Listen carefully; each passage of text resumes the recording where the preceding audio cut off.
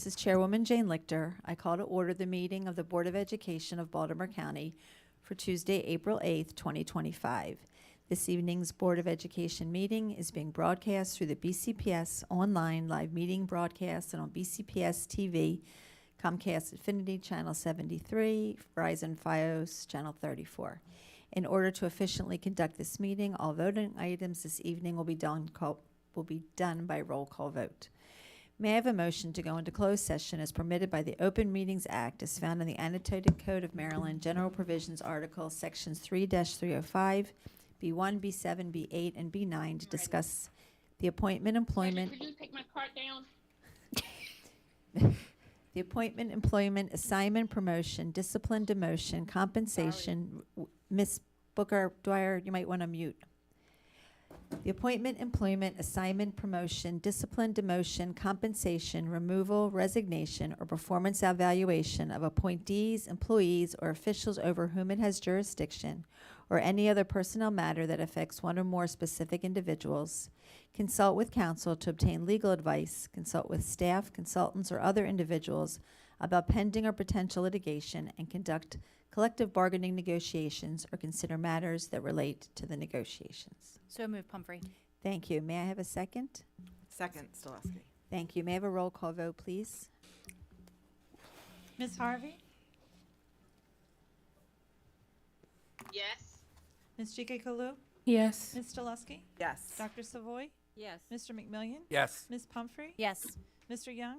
Yes. Ms. Dominowski? Yes. Ms. Henn? Yes. Ms. Frempong? Yes. Ms. Booker Dwyer? Yes. Ms. Lichter? Yes. Thank you.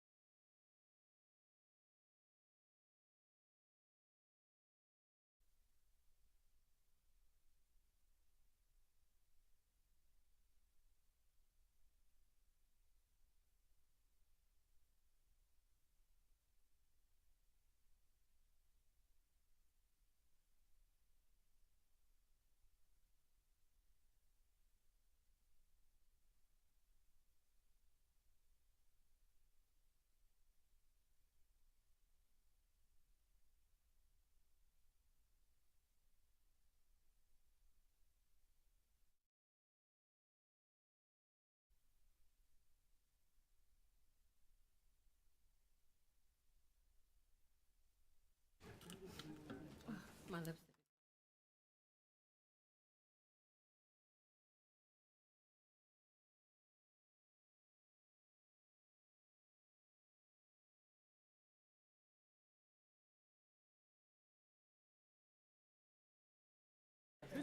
Who's this photographer?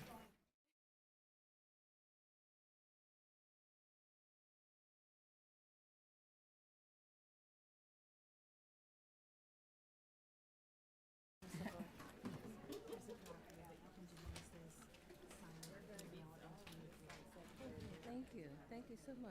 Oh, for sure. How was Atlanta? Very nice. Yep. You should ask me about Portugal. Good evening. This is Chairwoman Jane Lichter. I now call to order the meeting of the Board of Education of Baltimore County for Tuesday, April 8th, 2025. I'd first like to apologize to the audience for the delay in the start of our meeting tonight.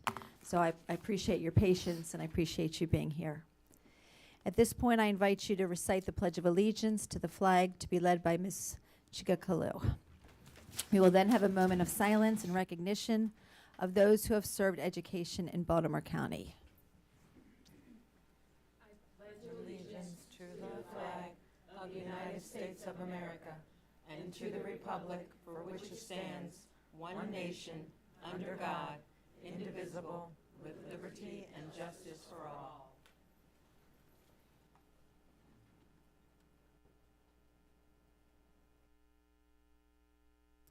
Thank you. Tonight's Board of Education meeting is being broadcast through the BCPS on live meeting broadcast, and on BCPS, Comcast Xfinity Channel 73, and Verizon Fios Channel 34. In order to efficiently conduct this meeting, all voting items this evening will be done by roll call vote. The first item on the agenda is the consideration of the April 8th agenda. Dr. Rogers, are there any additions or changes to tonight's agenda? It's okay. You can say no. I am unaware of any addition or changes to tonight's agenda.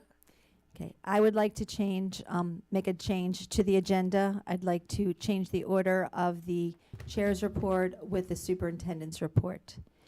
Do I have a second? Second, Pumphrey. Thank you. Any discussion? May I have a roll call vote, please? Ms. Harvey? Yes. Ms. Chikekulu? Yes. Ms. Stileski? Yes. Dr. Savoy? Yes. Mr. McMillian? Yes. Ms. Pumphrey? Yes. Mr. Young? Yes. Ms. Dominowski? Yes. Ms. Henn? Yes. Ms. Frempong?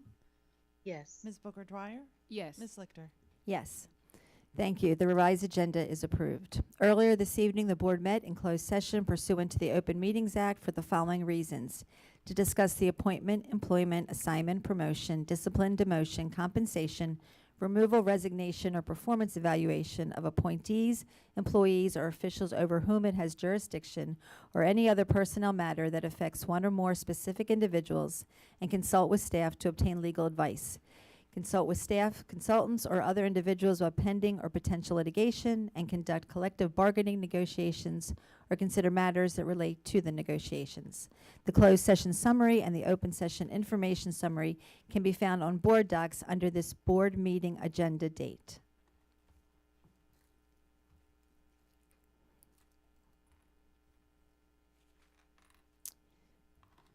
Oops, excuse me.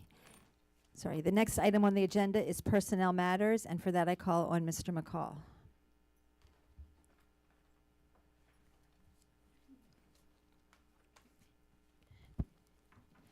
Good evening. Good evening, Chair Lichter, Vice Chair Harvey, Superintendent Dr. Rogers, and members of the board. I'd like the board's consent for the following personnel matters. Tonight we have terminations, retirements, resignations, non-renewals, and certificated appointments. Thank you. Do I have a motion to approve the personnel matters as presented in exhibits D1 through D5?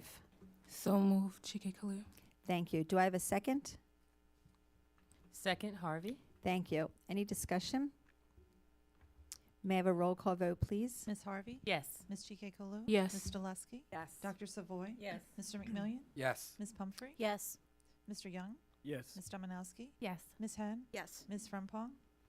Yes. Ms. Booker Dwyer? Yes. Ms. Lichter? Yes. Thank you. Thank you. The next item on the agenda is administrative appointments, and for that I call on Dr. Rogers. Thank you. Madam Chair Lichter, Vice Chair Harvey, and members of the board, I'm bringing forward the following administrative appointments for your approval. 1, Principal, Pinewood Elementary School, and 2, Supervisor, Assessment and Compliance, Office of Assessment and Data Analytics. Thank you. Do I have a motion to approve the personnel matters as presented in Exhibit E1? So moved, Stoleski. Thank you. Do I have a second? Second, Chikekulu. Thank you. Any discussion?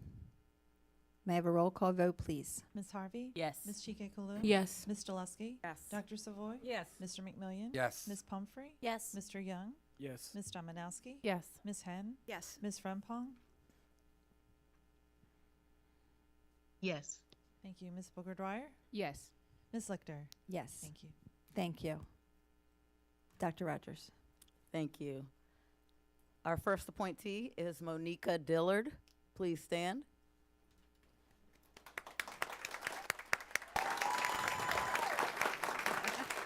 Monica is attending with her sister, Camelia Clark, and is being appointed as the Supervisor, Assessment and Compliance in the Office of Assessment and Data Analytics.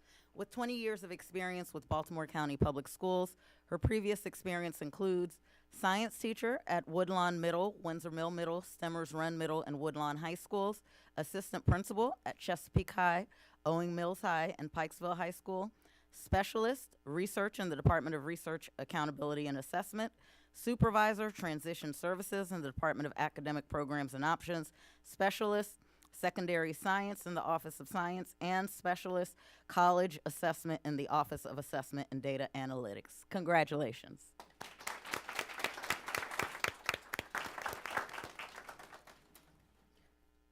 Final appointment for this evening is Lauren Lapp. Please stand. Lauren is attending with her husband, Steve Lapp Jr.,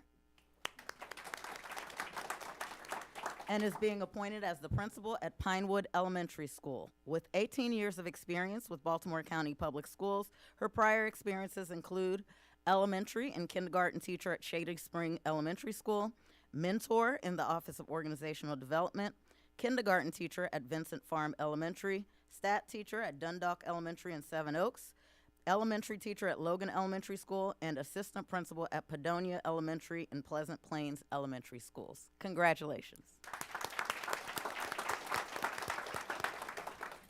Congratulations to both our appointees. Our next item is public comment. This is one of the opportunities the board provides to hear the views and receive the advice of community members.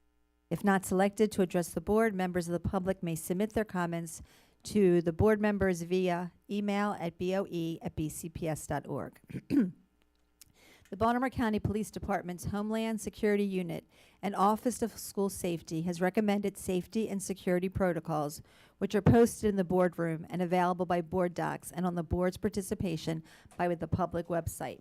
While we encourage public input on policy, programs, and practices within the purview of the board and this school system, this is not the proper forum to address specific student or employee matters or to comment on matters that do not relate to public education in Baltimore County.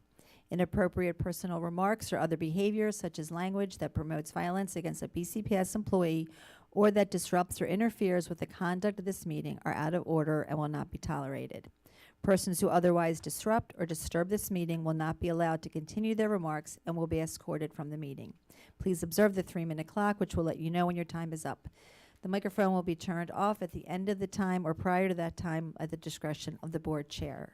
It is our practice of the board to allow elected officials to provide their comments to the board. First to speak is Delegate Cheryl Pastor.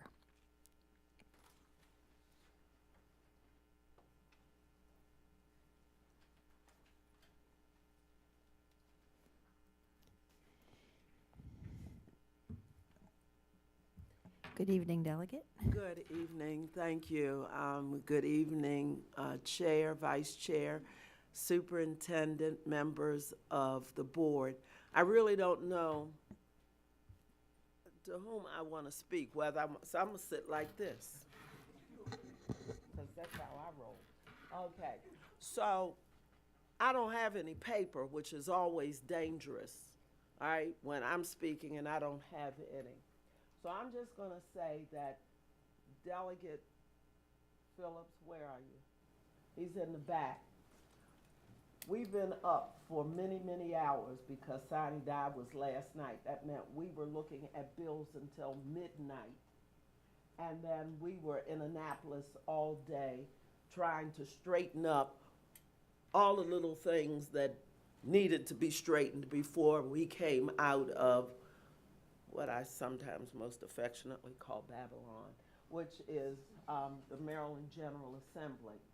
So for 2 years now, I'm so used to standing up on the floor, I really feel like I want to stand up. For 2 years now, Delegate Phillips and I have personally been fighting for the children in the state of Maryland. Not just in Baltimore County, but for all of the children in Maryland. He and I both have done criminal justice bills. I have added on educational bills. So this year I can say that my second look bill and my restorative practices schools bills have passed. They will be law in Maryland. Thank you. But we're not playing because we're working under two systems in Maryland. One is that system that school boards are supposed to be handling, and that's your job and you do it well. School boards don't get on here just because they want to have a day at the beach. They'd go to the beach. So they're here because the work of our children is critical. The other one is what I call the second system, and that's the system that incarcerates our children. And those numbers are enormous and they have to stop. And part of how they will stop is by what we do in our schools. We don't have time for foolishness. Now, 2 weeks ago, I was speaking because Delegate Phillips and I, we had a late judiciary meeting. So I was speaking over whatever, the mumbo jumbo internet stuff, okay? But I was determined, no matter how tired or not well I feel, to be here tonight, because we have got to be serious and focused about the work of our children. I am so incredibly sick and tired of all of the distractions that we have in Baltimore County right now to keep us from doing the job. We have children, yes, who have special needs.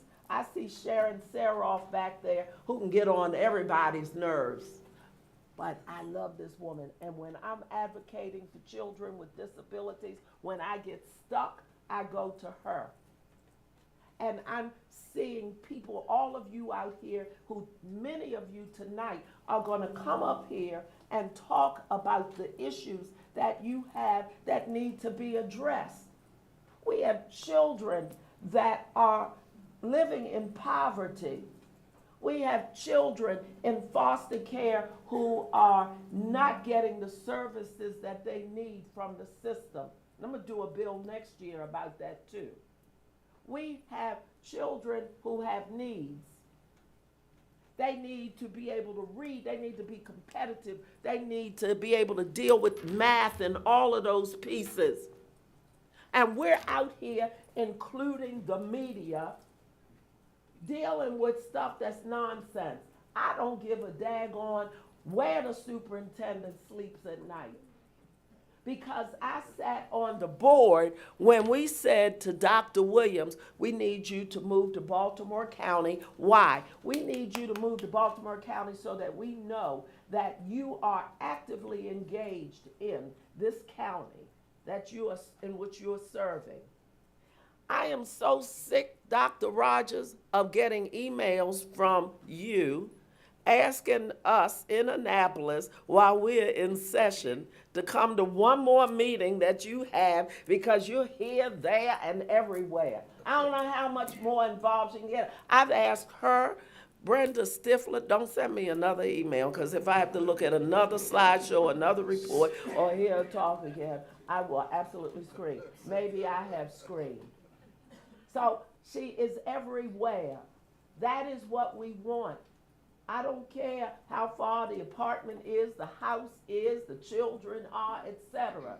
But she is trying to do the job for the children of Baltimore County. And she has one she has to leave behind.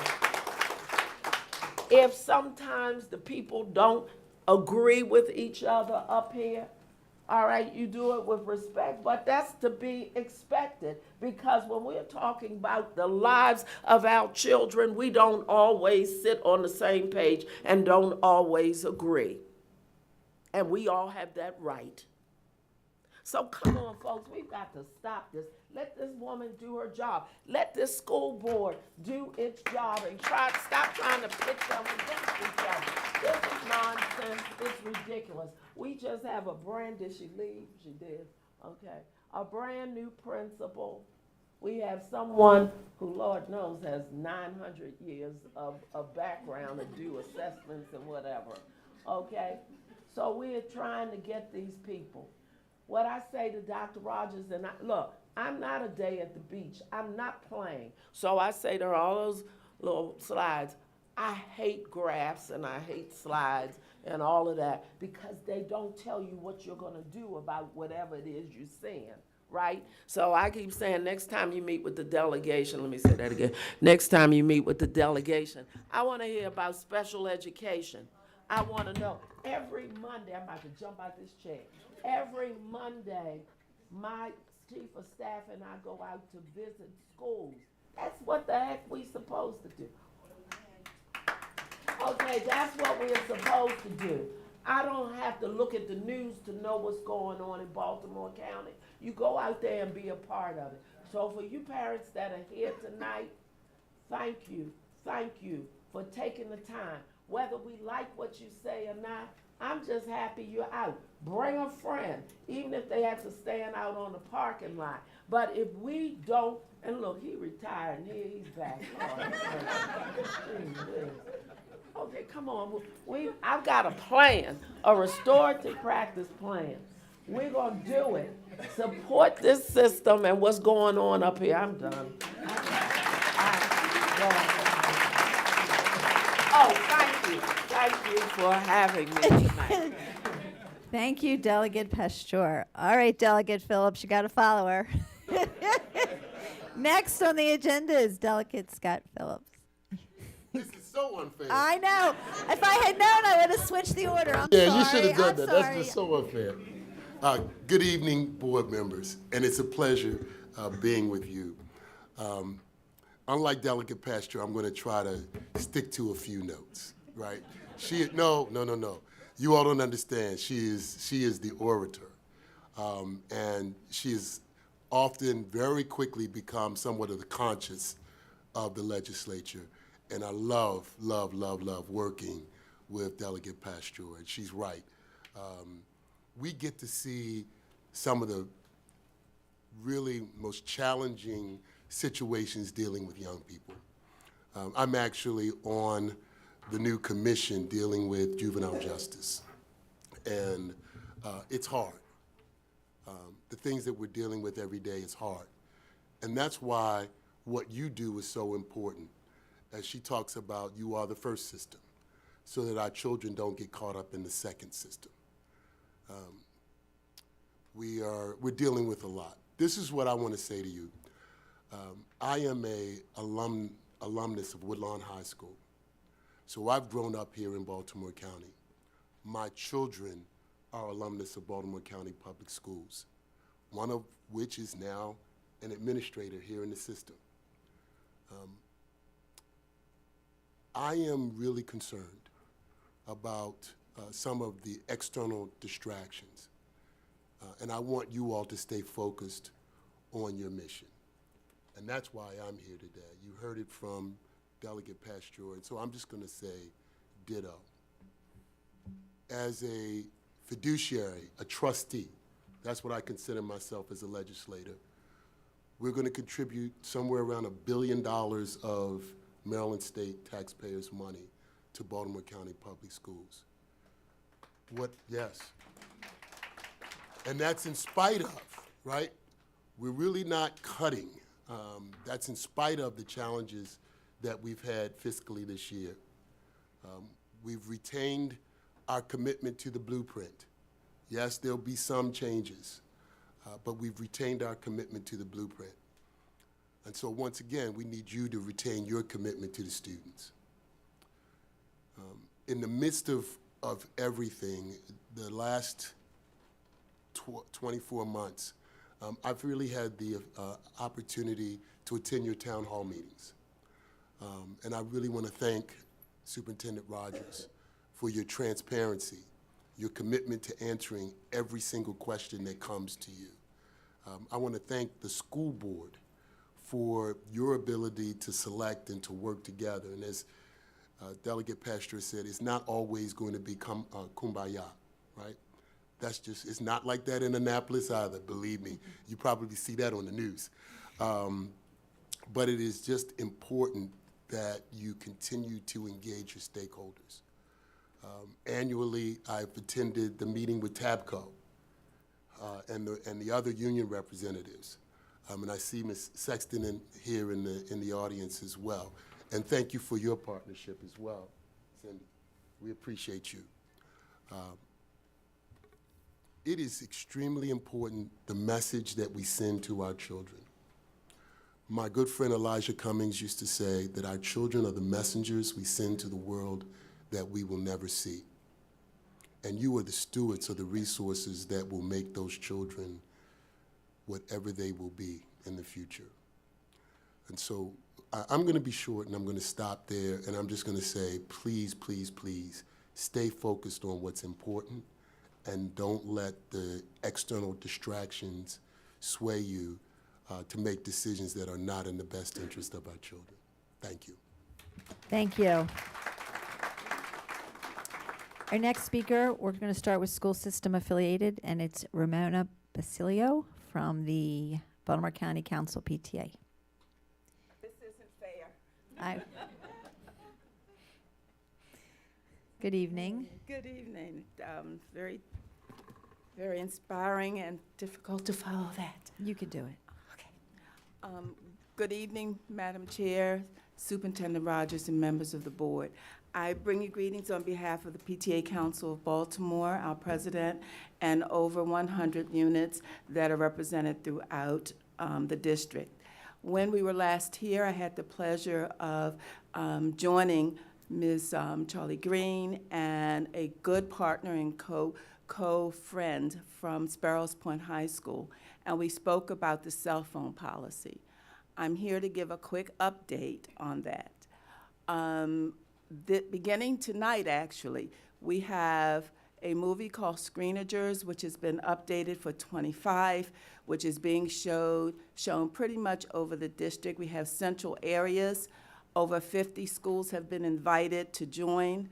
I want to give a special acknowledgement to Principal Castor over at Sparrows Point, who is not only showing the movie, who's not only working very hard on the implementation of the cell phone policy, but working very hard to get her parents and her students engaged, not just at Sparrows Point, but also throughout her area. So a special thank you to her. And a special thank you to Delaney High School, who is sending notices throughout the district, encouraging parents and students to check out, to come see the movie Screenagers. It is updated, it speaks to students, it is provocative, but it's also humorous and engaging. It's giving people an opportunity to look at issues around technology in a different way. So that begins tonight. We have a list of those schools that are running the movie. Discussions are followed at each school in each district. I also want to say, in times like this, cell phone policy and what kids are doing on the cell phone seems like, well, no, not this again. What I want to say is, thank you, Dr. Rogers, for being able to do this and that. This keep the system running with the support of this board, and that paying attention to the impact of cell phones on our children. We had a report where the increase of alcoholism among young women is on the rise. We had a report, sex trafficking is on the rise. We had a report, bullying is on the rise. Cell phones are just not phones. They are also instruments that are impacting our children. So we will continue to talk about that, and thank you all for your support. Thank you. Our next category is unions, and we have Mr. Lloyd Allen from TABCO.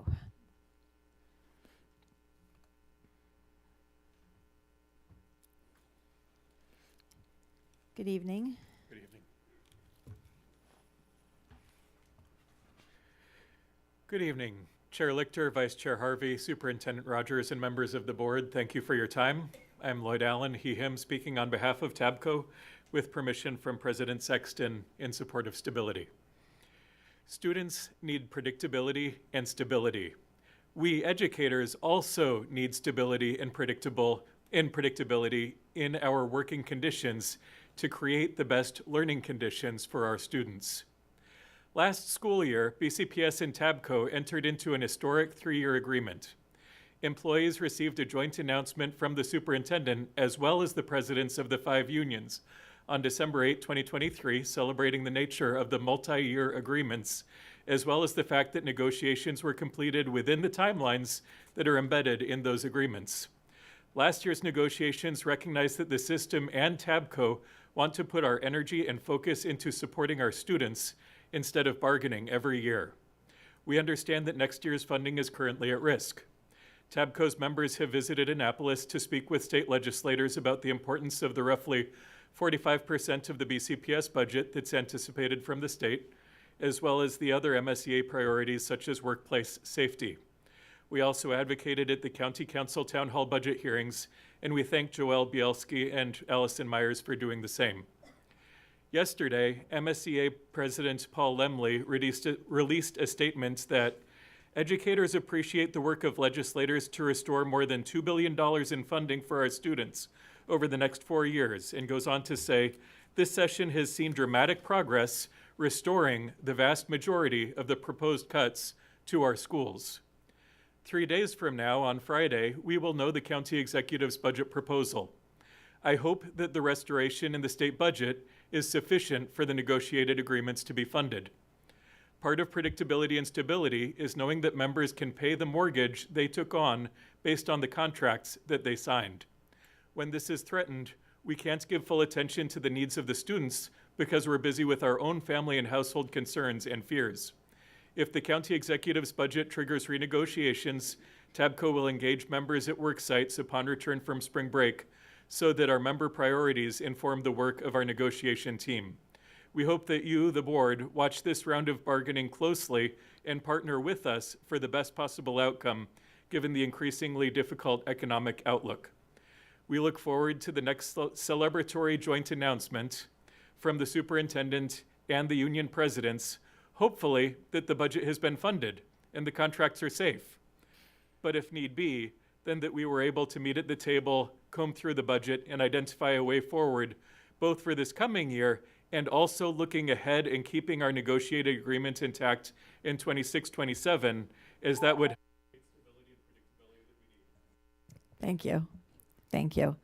Our next speaker is Dr. Nakaya Shoel Bart from Alpha Kappa Alpha Sorority.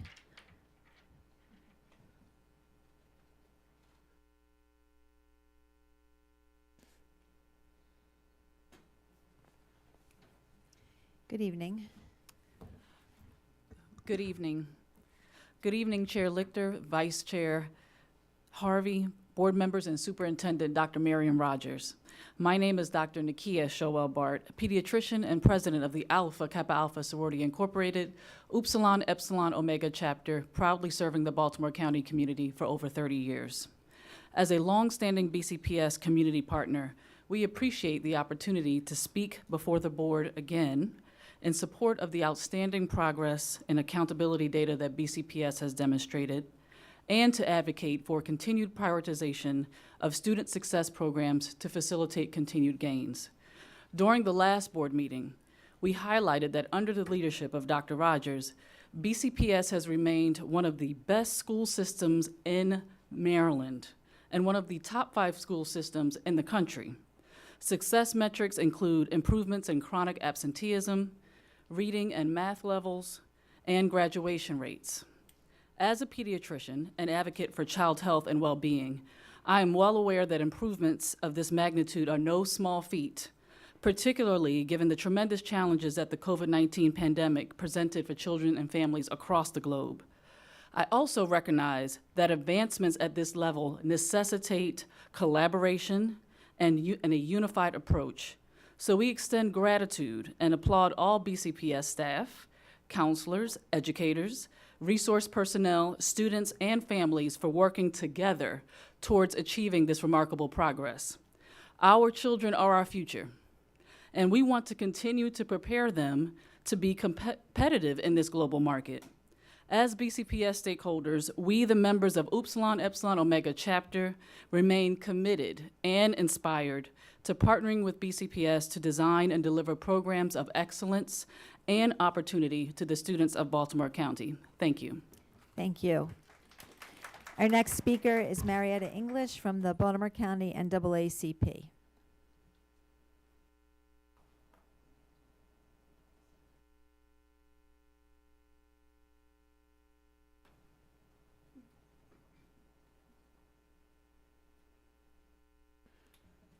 Good evening. Good evening. Such great speakers we've had tonight. I feel like It's your turn. my turn. Great. Can you hear me? Yep. Okay. Good evening, Chair Lecter, Vice Chair Harvey, and Dr. Rogers and the school board. I am Marietta English, and I chair the Education Committee and AXO for the NAACP for Baltimore County. And I am here to congratulate you on the fine job you've done in Baltimore County. We applaud the partnership we've had with you and your support for our AXO program. We're just about ready to begin the competition, which is April the 26th at Newtown High School. We invite you to come and see our children who will be competing for gold, silver, and bronze medals, and will be able to go on to the national competition. So we appreciate your support, and we continue to ask for your support in the coming years. We are very proud of this board and the work that you've done and the partnership that we've had and the accomplishments that you've had in Baltimore County. I had the opportunity just last week to visit Randallstown High School. I visited 3 second grade classes. We read stories to them. I visited with my sorority sisters of Delta Sigma Theta sorority. I'm also on their education committee. And we read stories to the boys and girls in the second grade. Let me tell you, Delegate Cheryl, Pasteur, they are children who are doing well. Those second graders were on it. When I tell you, they were polite, they listened, they answered the questions, they did their storyboard. I was truly impressed. Thank you, Dr. Rogers and the school board, for supporting these children. I'm not afraid of our future. I'm not afraid. I see our children. Like Cheryl said, go to our schools and visit. Go to the schools and visit and see our children at work. Come and see our children compete on April the 26th at Newtown. Phenomenal work, phenomenal. You'll be surprised. When I come back the next time and I tell you how many gold medals we have that we'll be taking to Charlotte in July, and will you please support our fundraiser? We're having a golf tournament, you know, and we need funds to take our kids to Charlotte. So we're asking if you will please support that as well. Thank you so much for your partnership with us as we move forward. Thank you. Thank you. Our next speaker is Keisha Parker from Baltimore County Alumni Chapter of Delta Sigma Theta Sorority, Incorporated.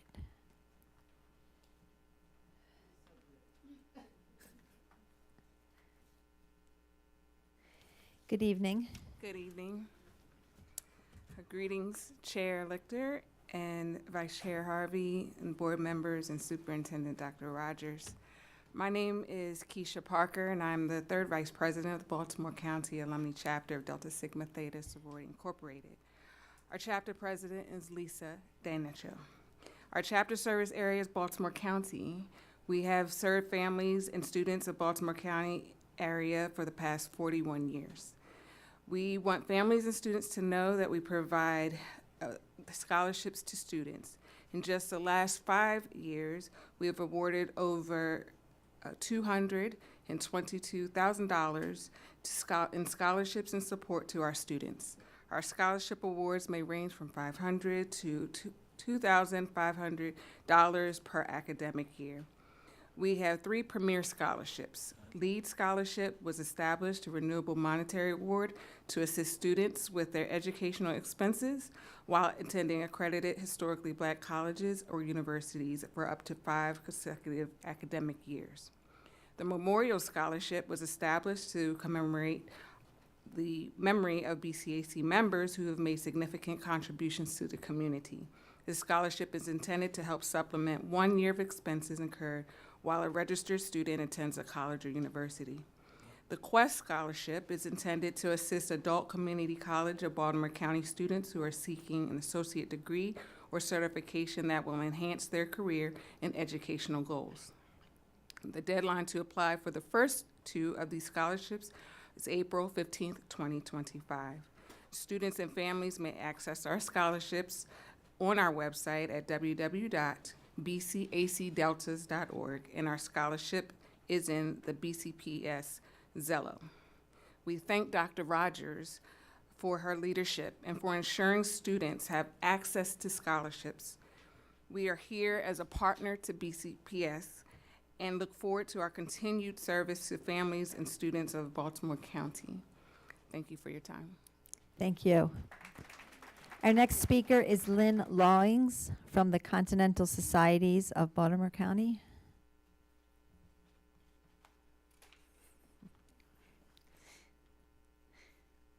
Good evening. Good evening. Since I only have 3 minutes, I wish we have 50 more minutes. So take that to the board and y'all think about that too. Okay. So, good evening, Dr. Rogers. Good evening, Vice Chair Harvey. I'm sorry, It's Chair okay. Letcher, and esteemed board members. I really have so many directions I want to say, but first I say, what about the children? Because at the end of the day, that's what's most important here. You know, we as adults, we have our education, we have our lives, but we have children who are trying to be in the comforts of the same thing that we're doing. So we got to take and come together. I don't know how we're going to do it, but the Continental Society is going to keep on supporting you in every way we can because it takes a village. Remember back in the day when different people would raise you outside of your home and they would look after you. So what I'm saying to, we have to stop and think because our children are hurting. And I like to say that I know being on a board is not easy. You got decisions, everybody has their own ideas, but at the end of the day, we got to stop and think about the children.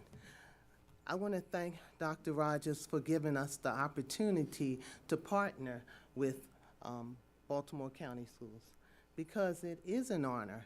And we have 48 members, and we pour our monies together to support the schools, the teachers, their closets, because they are in their pockets, spending their monies, and it's just a great opportunity for us to give back. And all of us, some of us are teachers, some of us are principals, but I want to say, Dr. Rogers, your job is not easy, I understand. And I'm looking at my minutes, and I have this poem I want to say. It's called The Weight of the Crown.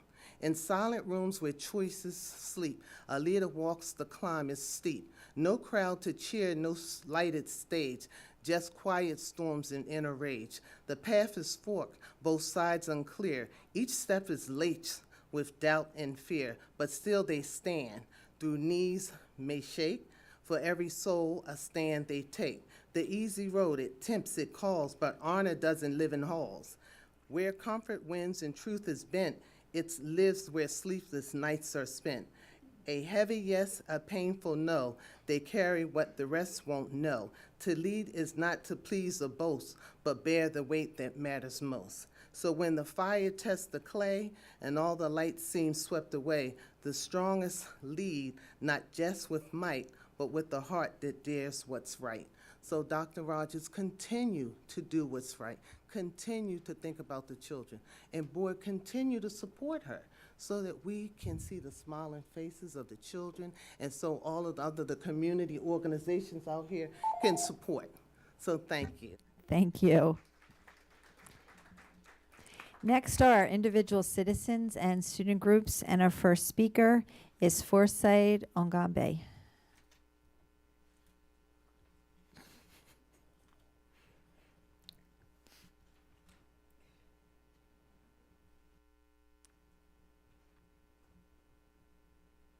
Good evening.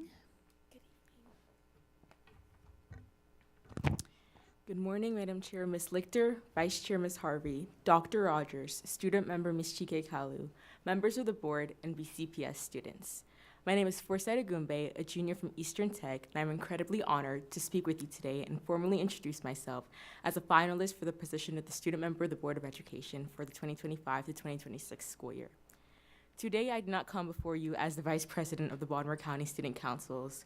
I come before you simply as a student who has seen the impact of advocacy, felt the urgency of student voices, and who believes without a doubt that students deserve to be a part of every conversation that shapes their education. My passion for advocacy began not in a meeting room, but in everyday moments, watching friends struggle silently, seeing peers feel overlooked, and realizing that too often, decisions are made about students, but not with them. I realized that silence allows systems to stay the same, and I didn't want to stay silent. What drives me is the belief that advocacy is not about being the loudest person in the room. It's about being the most committed to listening, learning, and lifting others up. It's showing up consistently even when it's hard. It's having uncomfortable conversations and pushing for accountability, not just for the sake of it, but because students deserve more than the bare minimum. I advocate because I believe students deserve more than representation. We deserve action. We deserve safe, inclusive, and equitable learning environments. We deserve policies that reflect our lived experiences and leadership that doesn't speak for us, but with us. I know that the role of SMOB is not just to sit at the table, but to serve as a bridge, connecting student perspectives with decisions made. And I'm ready to do that with honesty, with empathy, and with the unwavering belief that students are not just stakeholders in our system, we are at the heartbeat of it. I am grateful for the opportunity to be considered for this role, and I thank you for your commitment to the student voice. I look forward to the possibility of working with you to continue building a stronger, more student-centered Baltimore County. Thank you.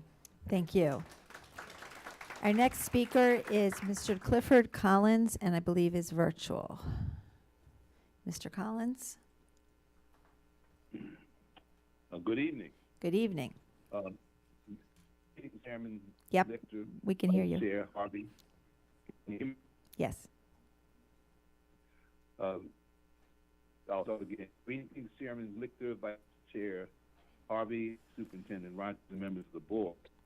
I am Clifford Collins, a longtime resident of Randall County community and former employee of the Baltimore County Public Schools.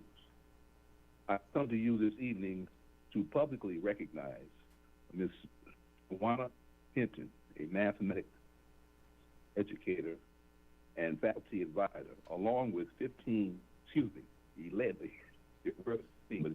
student members of the Woodlawn High School chapter of the National Society for Black Engineers.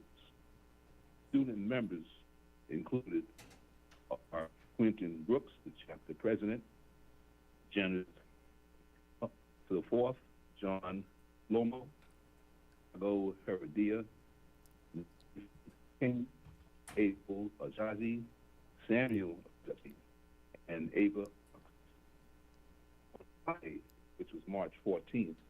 These students went to Beach and Activity Center's after-school program. The purpose of this annual event is to introduce and engage first and eighth grade students first through eighth grade students. A variety of hands-on math, computation, and problem-solving activities, such as pie, jigsaw puzzles, fraction domino, tumble, and relay. These activities were designed to generate positive interactions between student teachers and student learners, exposes students to the role of mathematics in daily life experiences, and most importantly, motivate and encourage student learners to excel in mathematics. I abbreviated my report in the interest of time, so I'll just say thank you for the opportunity to speak to you this evening. Thank you. Our next speaker is Santina Janati.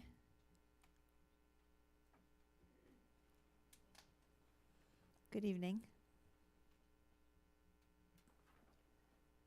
Good evening. Thank you, Chair Lichter, Vice Chair Harvey, Superintendent Rogers, members of the board. My name is Santina Janati, and I'm speaking as a BCPS parent and library media specialist. April is School Library Month. And this evening, I want to emphasize the critical role that library media specialists play in student achievement.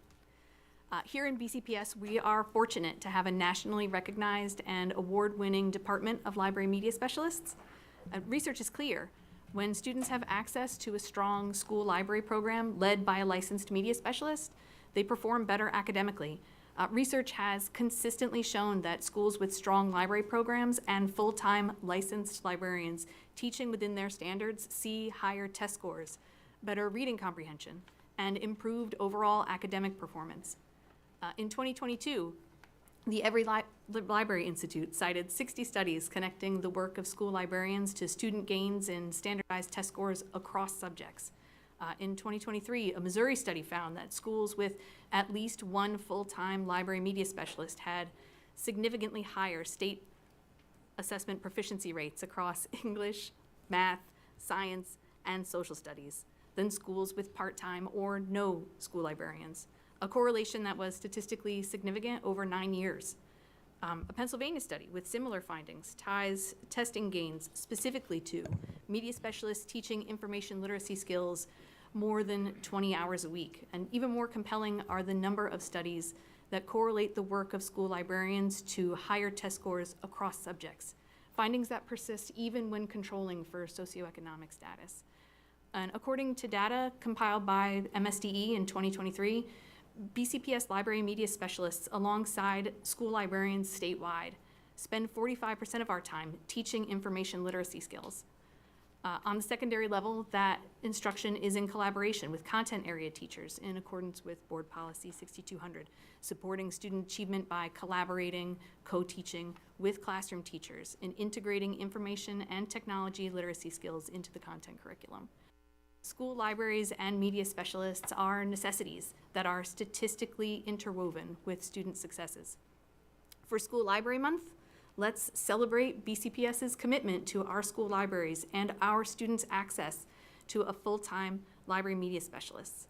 School libraries and librarians are not just an investment in books or technology, but an investment in the type of academic gains our students deserve. And I also want to say my own daughter's library media specialist is absolutely wonderful, and her perception of herself as a reader is because of the relationship she has with her media specialist. And her teachers have done a wonderful job, but it's that relationship and that perception that has changed the way that she interacts. Thank you. Our next speaker is Myred Navin. If I messed up the name, I apologize.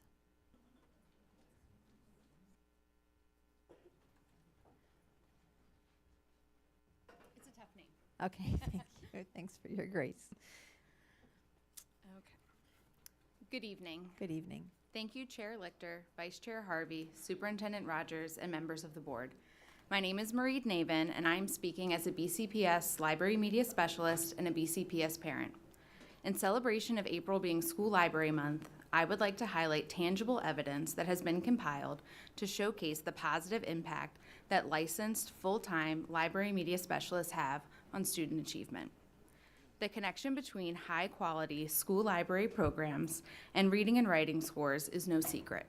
A Pennsylvania study found that schools with a full-time licensed media specialist saw more advanced scores on their state reading assessment. Furthermore, they found that reading scores were consistently better for all grade levels of students, and the number of advanced scores increased, not only from elementary to middle school, but from middle to high school as well. The same study also noted that schools with full-time media specialists had fewer below basic scores on those assessments than those without librarians. A South Carolina study found that schools where the media specialists spent at least 20 hours per week explicitly teaching information literacy saw higher ELA test scores and more advanced scores than schools with part-time or no media specialists. A Colorado study also linked the work of media specialists with increases in reading scores on state assessments. What is more profound is the negative academic student impact that occurs when school systems eliminate or reassign school librarians. These impacts disproportionately affect English language learners, students of color, and students living in poverty. Here in BCPS, over the past few years, countywide school library circulation numbers have been on the rise, on target to circulate over 2 million books, or 20 books per student, this school year. This data correlates with increases in our MCAP literacy scores. Study after study shows that when students have regular access to a strong school library program led by a full-time licensed media specialist, they read more, they read better, and they perform better across all subjects. According to a Scholastic study, the greatest predictor of reading enjoyment by 3rd grade is the support of a school librarian. Media specialists are not just keepers of books. They are teachers who collaborate with classroom educators to integrate reading and research skills into daily instruction. We are fortunate in BCPS to have a nationally recognized library program with full-time licensed media specialists engaging in a practice of high-quality instruction and cultivating a culture of reading to support our students in making these types of gains. Strong library programs led by full-time licensed media specialists are an investment in reading, equity, and student success. Thank you for supporting our district's library program. Thank you. Our next speaker is Megan Shillington.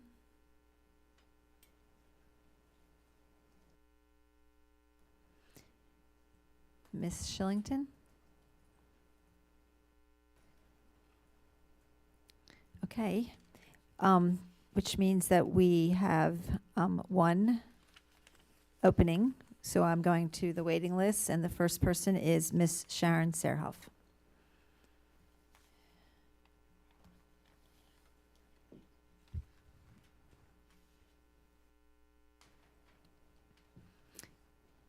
Good evening.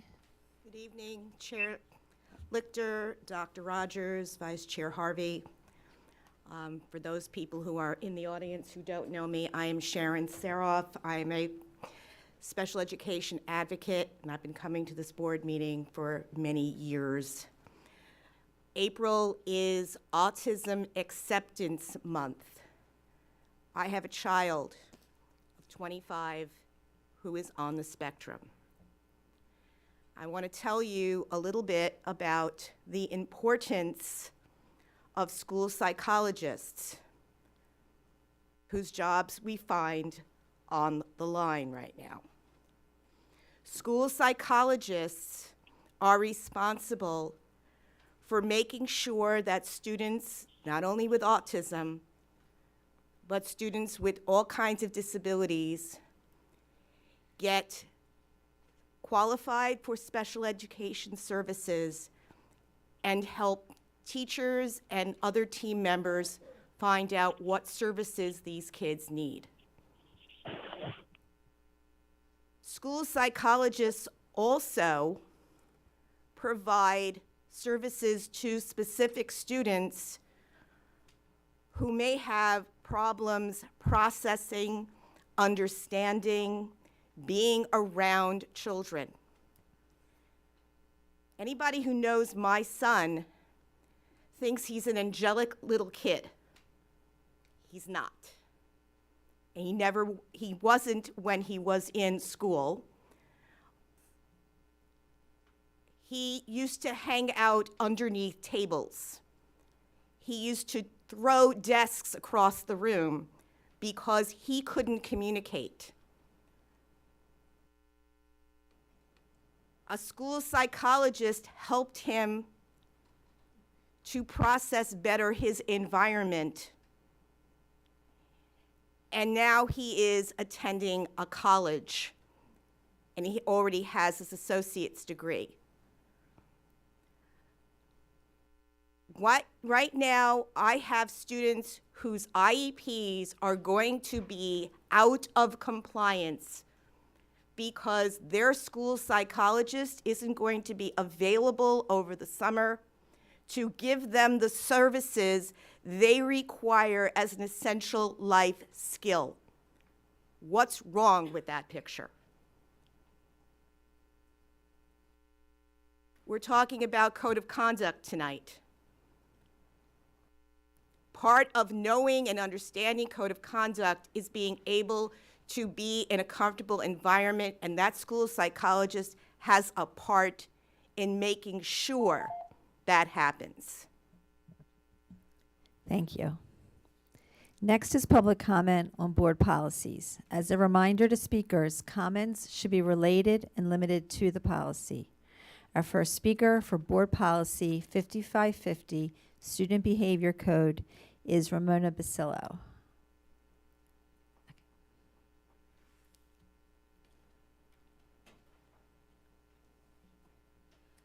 I promise I didn't plan this. I rise, good evening again, everyone. Good I evening. rise in support of Policy 550. There are changes that are forthcoming.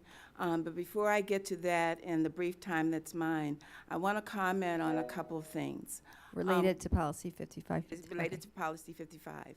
And it has to do with the piece of Policy 55 related to cell phones and technology. Our district has led on this. Since 2019, 2020, we put together a policy 550 and then 5552 that addresses electronic devices, smartphones, etc. What's happening now are changes in 550, which we support. It expands it, it gives it more teeth, it gives it more opportunities for implementation, particularly as it relates to electronic devices. There are two pieces that I noticed in the draft suggested changes. One, I didn't see wearable technology. That would be an area that would be important to discuss. I'm imagining the lawyers and the attorneys will get into a conversation about what's wearable technology. But basically, we're talking about virtual reality headsets. We're talking about other headsets. So that's one thing. The next thing is with 550 and 552, there seems to be a slight discrepancy between the rules and the policies of each. 5552 says that electronic devices are prohibited. 5550 also speaks to that. But then when we get to the rule, it's at the discretion of the administrators. So if we could have some clearer language on that, so that when people are looking at 550, they know that we're talking about electronic devices. And then when we're looking at 552, we're also talking about electronic devices. That discretion piece is what I believe causing people to be a little confused. And I also want to say one thing. When we talk about Dr. Rogers being everywhere, she is everywhere on the cell phone policy as well. We did some research and discovered that she's also a part of the Maryland Task Force that will be issuing a report on cell phones probably in April soon. So we want to commend her for that. And I also promised one of my students that I would thank her, Dr. Rogers, for greeting her. We had an opportunity to meet with our students. The one thing she remembered when she was typing up her cell phone policy report was Dr. Rogers and Mr. Dingle came over to meet me at a town hall, and they wanted to know if I felt safe. Thank you. Our next speaker on Policy 5550 is Marietta English.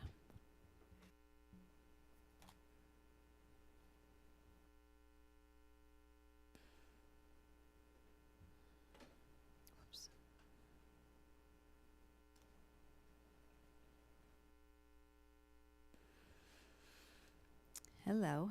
Good evening again. It wasn't my intention Oh. to speak on this policy. You don't have But to. I just wanted you to know that I couldn't sign up without trying to speak on a policy, to speak at the board meeting. So Okay. that's why my name is here, so. Okay, well, thank you. Our next speaker, and again, if I call your name and it was not what you intended to speak about, just say pass. The next one is Lynn Lawings. Okay. The next one is Mr. Ralph Jaffe.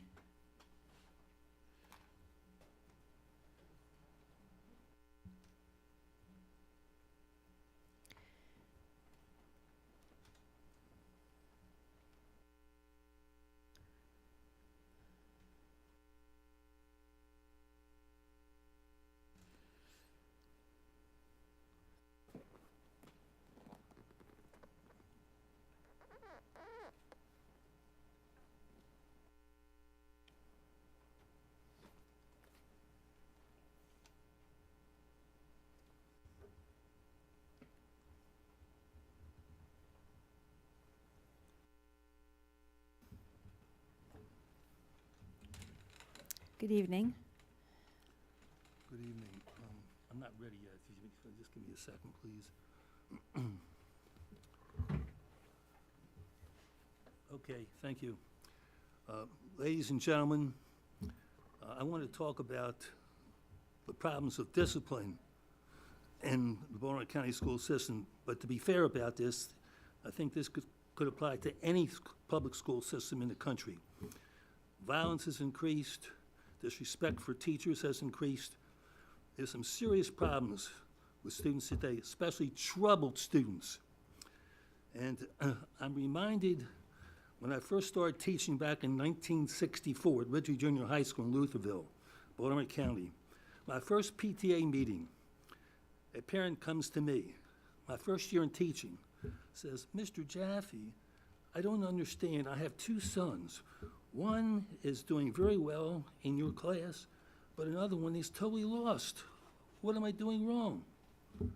So I'm in my first year of teaching, and I get this kind of question. So all I could think was like this. I said, "Madam so-and-so, it is very easy to be a producer, but it is very difficult to be a parent." And when we talk about the causes of discipline in schools today, lack of respect for teachers, and the violence, and the shootings, and so forth, I think the first cause is because we have parents who have not done a good job in supervising their children. That's a major, major problem. They're so busy making money and socializing and moving up in the social scale of life, they neglect their children. And the second problem is that there's only one way you're going to be able to get this problem solved. We have to do a better job of motivating students to want to come to school. That's a problem for troubled students. They don't see any relevance to what's going on in the classroom. They're not motivated. They don't want to be hear all this stuff. And so what I'm saying to you is, I've been talking about a program that is designed to give these students something they haven't had before who are troubled, and that is love and a care and attention. And so that's all the more reason why the Tutor Mentor Team program, which has been before you since November of 2023, is so vitally important to be implemented in this county.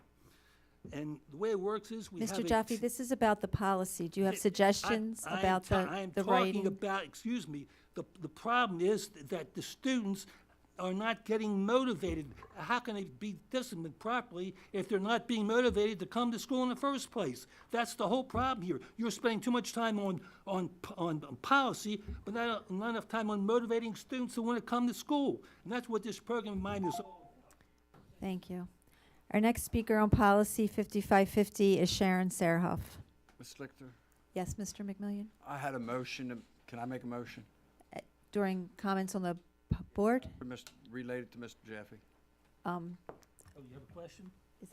Is this the right time? I'm looking for counsel. I would love to have a question by the board. What? Not during this part. But you can So bring the it up first later. opportunity we get, you give me a thumbs up? Yes, Thank you. thank you. He wasn't asking a question, he wanted to make a motion, Mr. Jaffe. He was not asking a question of you. Oh, you wanted to make a motion? Yes. So I can't make a motion now, but I'll make it later. They're going to give me the opportunity. Okay, thank you. The next speaker on policy 5550 is Sharon Serhoff.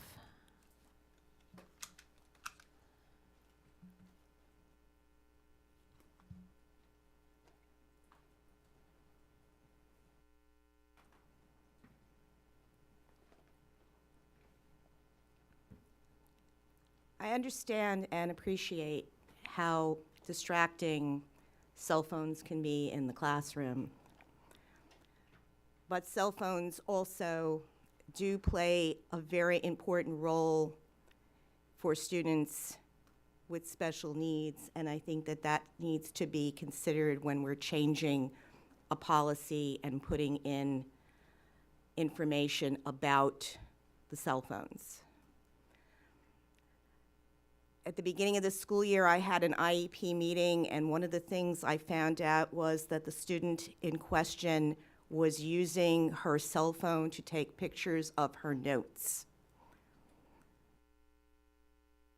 We need to be aware that that is one of things that students do use their cell phones for. So they don't have to write the notes down, they take a picture of them, and they can come back to them later and highlight them, and then they don't lose those notes. I have a student whose parent had a very bad experience at the beginning of the school year, and I did note it to this board.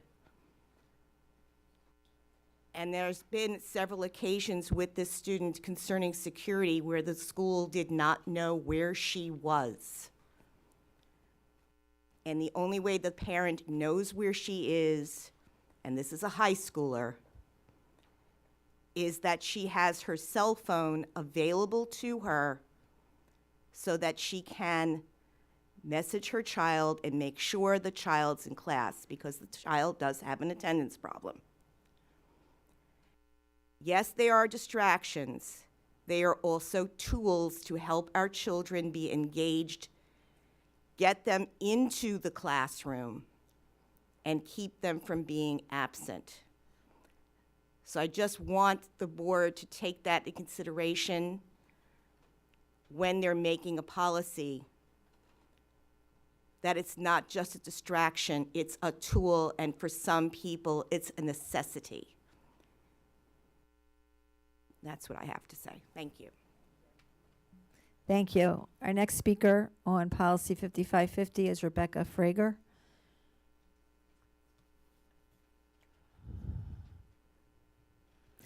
Our next speaker on the policy is Dr. Bosch Ferone.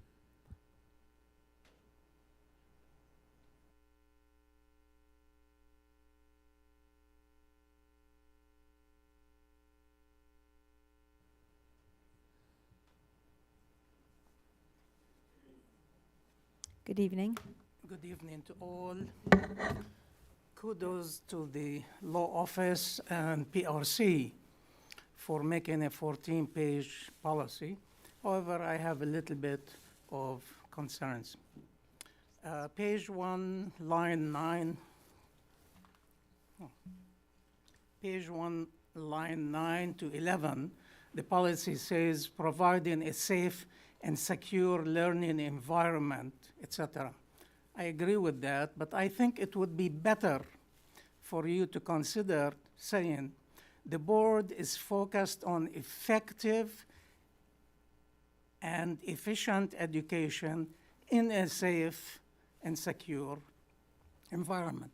I think linking them together would be smarter.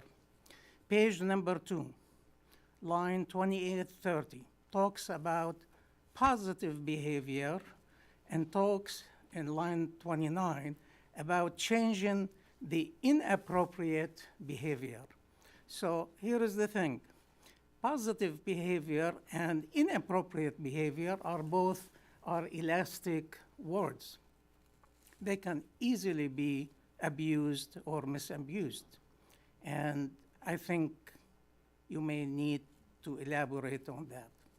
Page number 3, line number 6 and 7 talks about disciplinary action up and including expulsion. Now, I read the 14 pages, and in multiple places, honestly, I feel this policy is not really for school.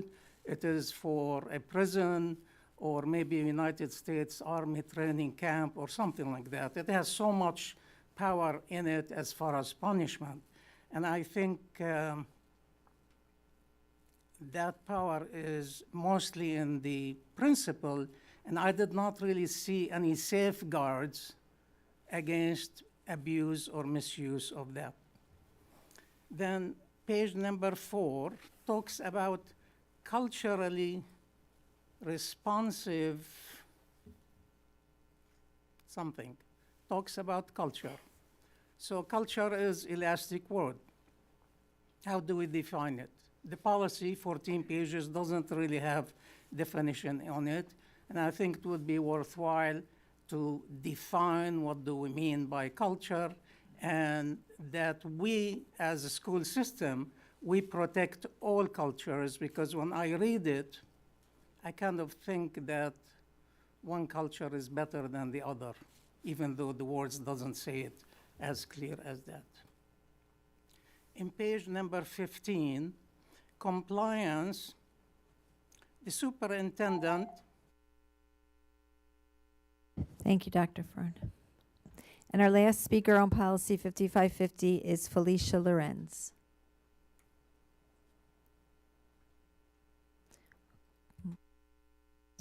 Okay, thank you.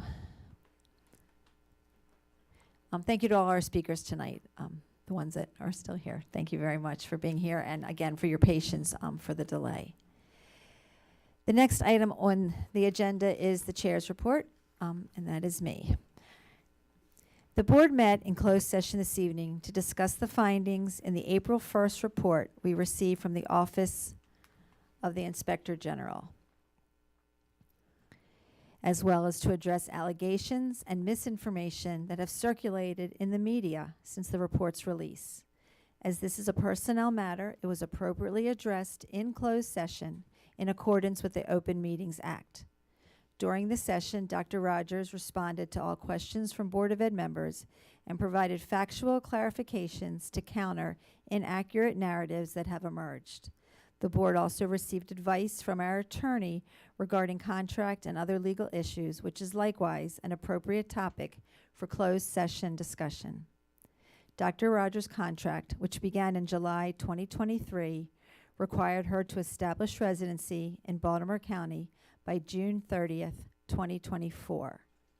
In advance of this deadline, and because of logistical issues related to her move, she verbally requested an extension from then board leadership. Board leadership approved the request, and the board chair signed the necessary expense documentation associated with her relocation. Dr. Rogers completed her move into Baltimore County on September 14th, 2024, and has maintained her residency since then. The contract does not require her to live alone, to have her name on a lease, or to reside at the location every single day. It simply requires that she maintains residency in Baltimore County, which she has done. The OIG's report concluded without making any findings of a contract violation, let alone any wrongdoing on the part of Dr. Rogers, and it has been formally closed. The report indicated that this is a contractual matter falling within the purview of the board and the superintendent. The report also offered 3 recommendations for internal consideration, which we will take under advisement. The residency clause in Dr. Rogers' contract is intended to reflect the importance of community engagement. Since assuming her role, Dr. Rogers has made community involvement a priority. She has hosted numerous town halls, including 32 opportunities for meet and greets, providing the community a chance to share their thoughts and ideas directly with her, Community conversations occurred 11 times. This was community feedback sessions with the superintendent regarding BCPS progress and areas for improvement focused on safety, climate, and school operations. She led 4 curriculum nights. These were informational sessions on the instructional programs at all grade levels. She held 3 special education evenings, which is dedicated to engage families of students who receive special education services. She's held 9 budget input sessions, and this provided the public with opportunities on the development of the annual operating budget. And she's met 10 times with the Council of PTA Leadership Roundtable. These monthly meetings were to engage directly with the BCPS PTA Board and school PTA presidents. All 69 of these events have been personally led by Dr. Rogers, allowing her to listen, engage with, and better understand the community she serves. In addition to these efforts, Dr. Rogers regularly visits schools, interacts with students, stakeholders, and staff.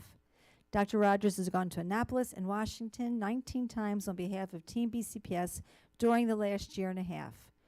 During the legislative session that just ended, Dr. Rogers went to Annapolis 9 times for a total of 12 meetings and testified twice in front of the legislature. She has emerged as a statewide leader and advocate for BCPS. She not only attends monthly principal leadership meetings, but she also facilitates her own tailored session with school administration, a first for BCPS superintendents. We have no doubt that Dr. Rogers is invested in Baltimore County. Our shared goal must remain centered on student achievement. Dr. Rogers' leadership has already begun to shift the academic trajectory of our school system. After years of decline, multiple data points presented in board meetings suggest the downward trend has halted.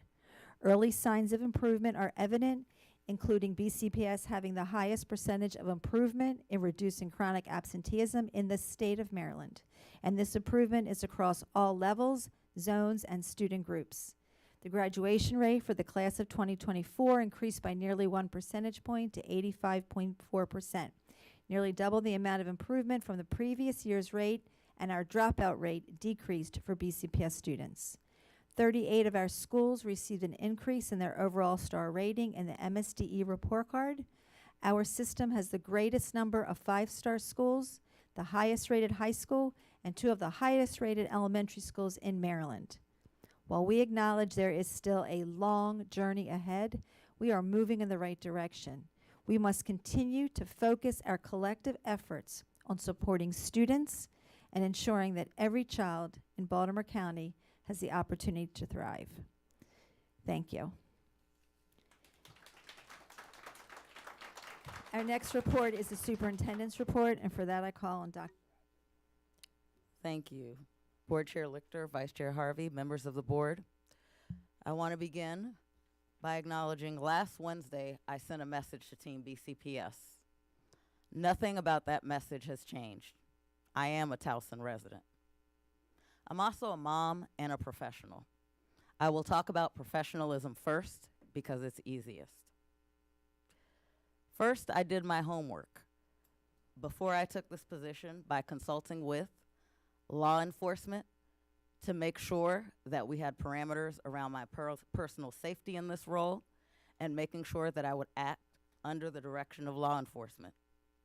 Board leadership to ensure open communication and that we had a shared vision for moving Baltimore County Public Schools forward. BCPS operations, proactive actions to make sure that we kept a record of all events. I am truly grateful for that homework as it provides documented evidence of facts. One of the first things I said to Team BCPS on day 1 is that I am a mom. Being a mom to 4 children, my 4 children, is the best part of me. It informs how and why I do this work in the way that I have for the last 29 years. It is for that reason that my children are off limits. I work here, not them. Providing information about my family members means that they too are sport for keyboard warriors who, without fact or care, make statements and cast aspersions that threaten safety and well-being. I want to stop and say thank you. Thank you to all the lawmakers, the staff members, mentors, trusted advisors, and countless people who have reached out in support of me. I want to thank all of the people who are here in this room late at night on a weekday. We have in here faith-based leaders, service organization leaders, and even my staff who I served as their principal, who we became family after spending 7 years together. I am appreciative of all of you. Together, in Baltimore County, we have started to do great, difficult work on behalf of 111,000 students who are counting on us. Students who need us to focus on them. All external data points point to us moving in the right direction. In less than 2 years, we haven't even yet set the strong foundation that is necessary to help our students to accelerate and achieve the potential that we know all of them have across all levels, across all zones. We believe in the boundless potential of our students and the 20,000 staff members who show up every single day advocating on their behalf. With that, I want to assure you my commitment remains focused to Baltimore County Public Schools and all of the students that need us. And we should move now to my formal report, which is on the budget, because we have tough work to continue doing.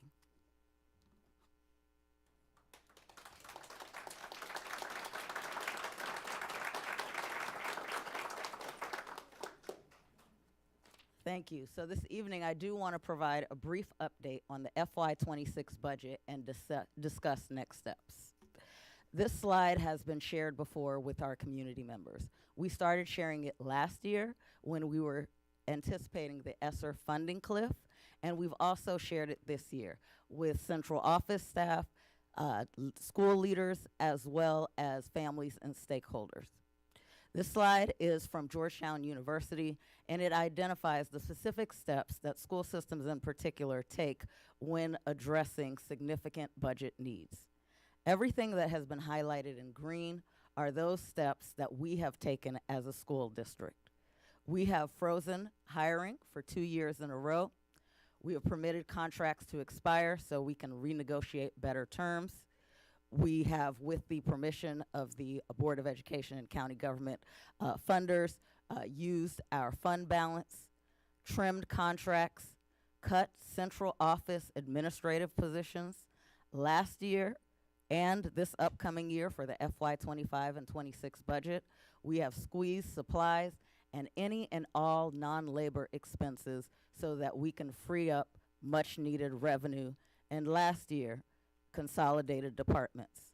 What the research tells us is after you deal with those two first categories and you're dealing with a gap that is greater than 2 to 3%, you have to look at labor. We have not moved forward with a significant labor reduction, but as we have heard from our partners today, it is likely that we will come back to the table to engage in a collaborative discussion. As the next few days provide us with clarity on budgets, budget from the state as well as budget from our county executive, it's important that we surface and remind people of some facts of our current budget proposed. There are no new programs in our current budgets. We don't have any new supervisory central office positions. Our budget has been adjusted for enrollment. It is based on the actual expenditures. So when you see additional funding for special education, plant maintenance, and transportation, those items are based on the actual amount that it costs us. Our budget is blueprint compliant, and it maximizes grant funding to free up additional funds. It includes any increased costs that we have received from vendors and the anticipated increased costs for utilities, namely gas and electric. Lastly, our budget includes reduced conference travel, phone stipends, and contractual services.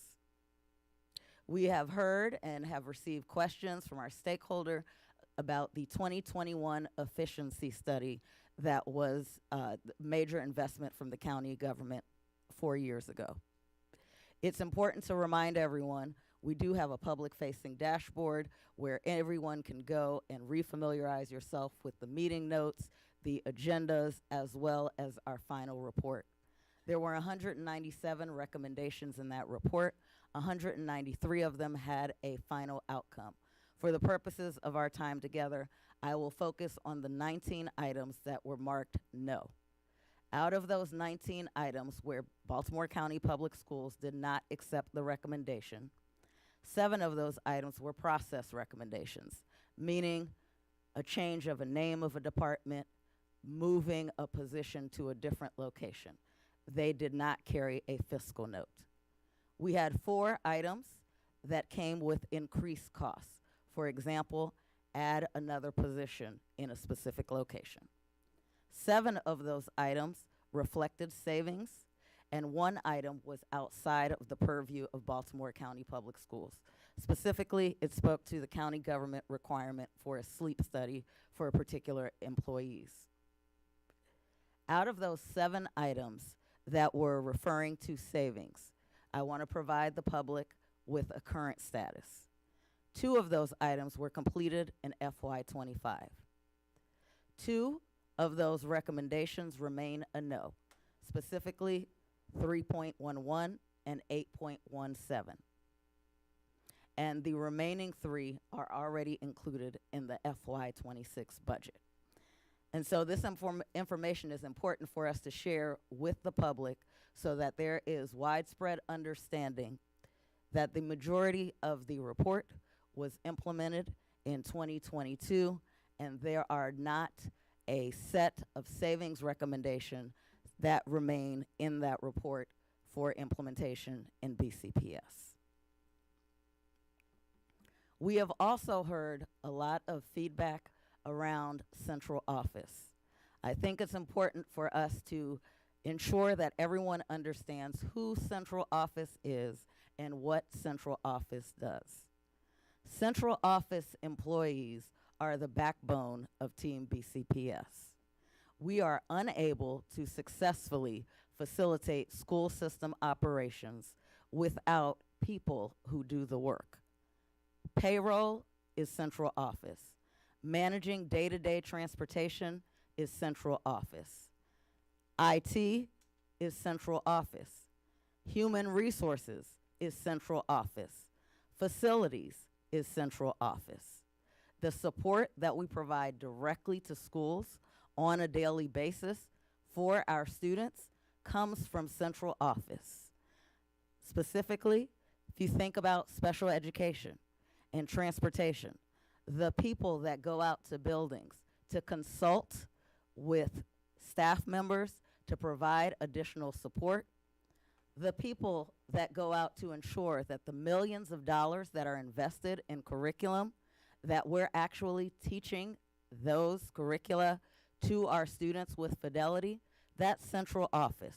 Those are curriculum and instruction staff members, people who go and model lessons with teachers, who provide feedback, people who go and check on the safety plans of the school, make sure that there's a school improvement plan that is specific to the needs of the building.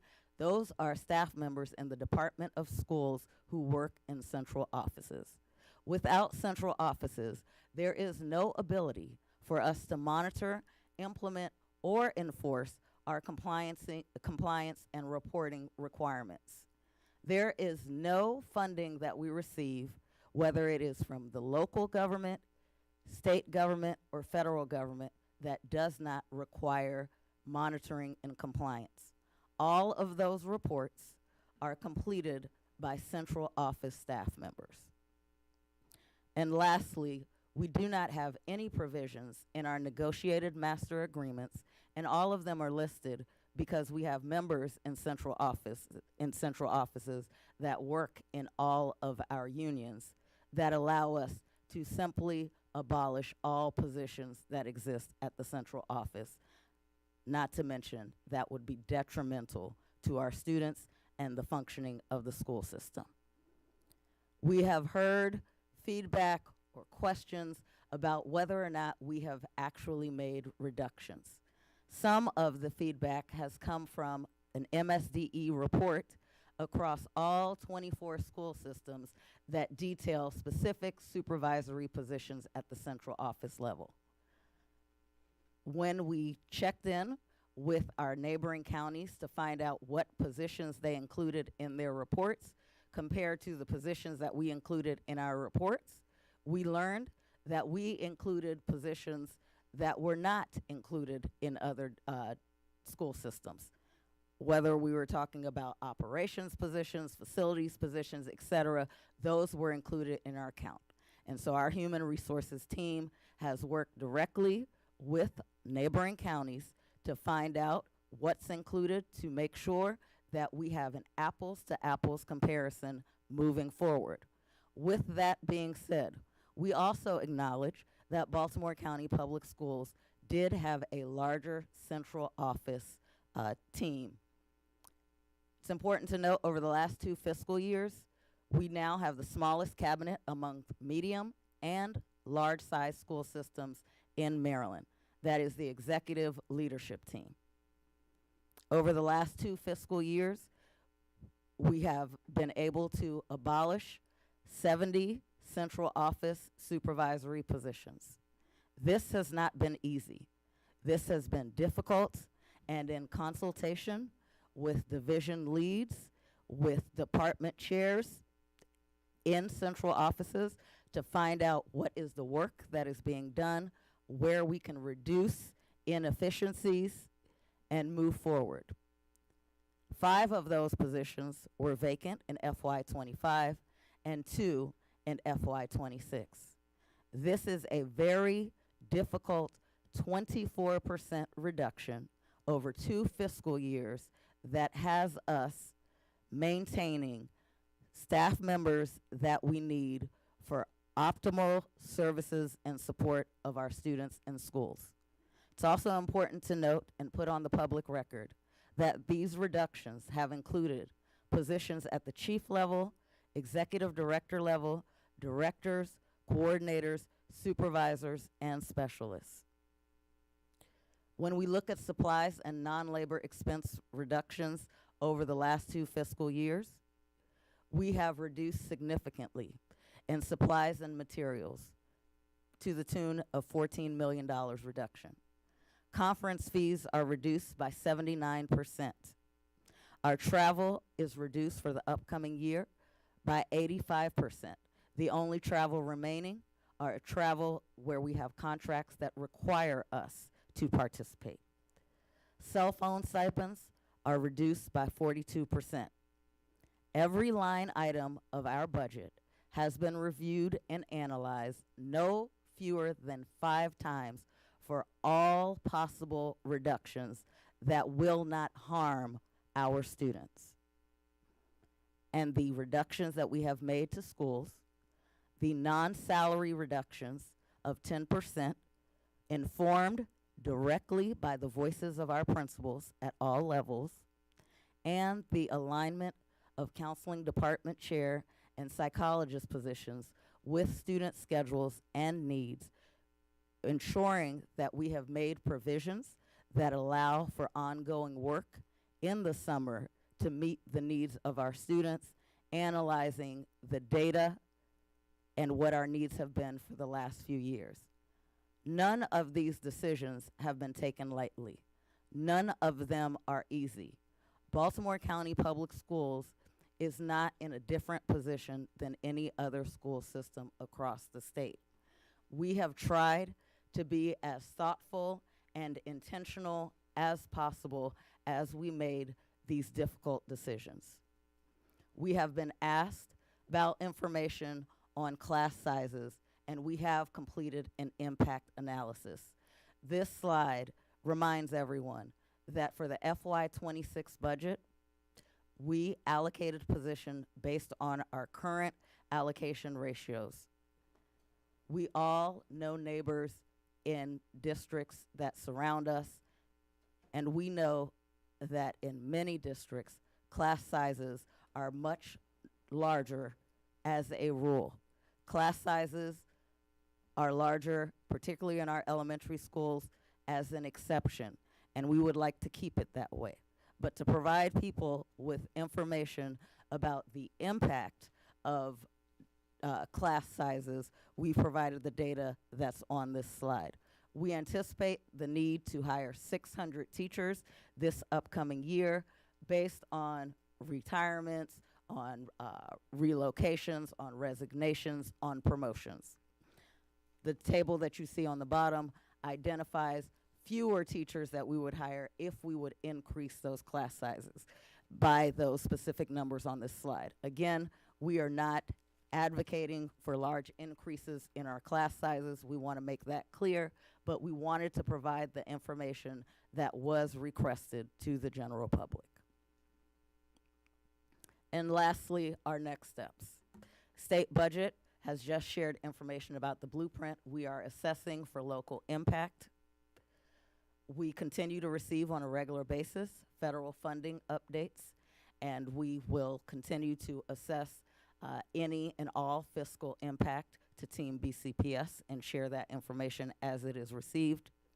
The county executive, we continue to work very closely, our budget teams together, her and myself. She will deliver her budget on Friday, April 11th. And lastly, the county council will share the final decision on May 3rd. And so we encourage you to remain involved, to continue to read our updates. We will continue to advocate for Team BCPS as well as make the tough decisions that we must, keeping our students front and center of any and all decisions that we make. Thank you. Thank you, Dr. Rogers. Next on the agenda is our student board member report, and for that I call Ms. Chiga Kalu. Well, good evening, Chair Lichter, Vice Chair Harvey, Superintendent Rogers, board members, our dedicated staff, esteemed community members, and of course, students of Baltimore County Public Schools. As we step into April, I come before you to not just share updates, but to also ground us in purpose. Because lately, amidst the noise, the headlines, the tensions, and many distractions, one question echoes louder than others. Why are we here? Lately, it feels like the conversations happening about Baltimore County are louder than the ones happening with us. And as a student, I want to be honest. We always hear phrases like student-centered, but we truly fail to understand what that means because from where I'm sitting, it's starting to feel like we've forgotten. So I would like to gently remind us that students are not background noise for the school system. We are the foundation for the system. Many times, students are the kids trying to focus in class while their life may be falling apart at home. There are students balancing jobs, caregiving, anxiety, grief, and they're still showing up, still waiting to be seen. And when the focus shifts from classrooms to controversy, and from learning outcomes to headlines and hashtags, we feel it, and we feel so deeply. And so we must return to the center. We must reground ourselves in students because their education is not collateral damage, and their futures are not footnotes for disagreements. As Maya Angelou once said, there is no greater agony than bearing an untold story inside of you. And every student in Baltimore County deserves to have their story told, and their potential recognized, and their well-being prioritized. So let us not forget that we do not sit in these seats for ourselves, but we sit in them because students do not have a seat of their own. And when we lose sight of that truth, we lose sight of our mission. So I am not speaking just as a student member, but as a student myself, and I'm asking not for sympathy, but for alignment with us, because when students are truly centered, not just in speeches, but in our action, incredible things truly happen. And that brings me to one of my greatest honors in this report, highlighting the leading lights of Baltimore County Public Schools. These are just incredible students reminding us why we're here, and they're leaders who are lifting as they climb. And so firstly, I would like to recognize Emily Noonan, a senior at Delaney High School, who has truly been a guiding force of student advocacy. She is the founder of Not on Our Watch, a student-led mental health initiative born from heartbreak but fueled from hope. Emily has worked to create a safe space for peer support, mental wellness, and prevention in her school. But her leadership does extend beyond those walls. She also co-chaired the Outstanding Women Leaderships Program annual symposium that was held on March 1st in honor of Women's History Month, and she currently serves as the Chief of Staff for Baltimore County Student Councils, where she has been instrumental in planning and communicating across the county. And as an intern with Delegate Michelle Guyton, she continues to build bridges between student perspectives and policy. Emily's leadership truly reminds us that in grief there's power, and in silence there is action. And for our second student, J. Ray Kent, a sophomore at Kenwood High School, he truly exemplifies strength and leadership. He is a 3-season student athlete and a dedicated member of the AVID program. J. Ray is known for his consistency, kindness, and commitment to equity. And beyond his school, he volunteers through Our Lady of Mount Carmel Church, supporting food drives and community outreach events. And while he may not hold formal titles, J. Ray's character shines through his action, whether that's through sports, balancing a part-time job, or making handcrafted chocolates to bring joy to his community.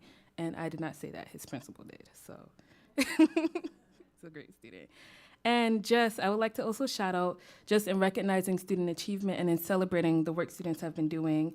In Westchester Elementary School, I was very happy to see something called brag tags, which is kind of a vibrant and heartfelt way to consistently spotlight students and their growth weekly and daily. And also Randallstown High School for their Students of the Week initiative, which is centering student achievement and excellence. And I would also like to give a hats off to Milford Mill Academy for their staff shout-out station, where students can publicly thank faculty members and write personalized notes of appreciation.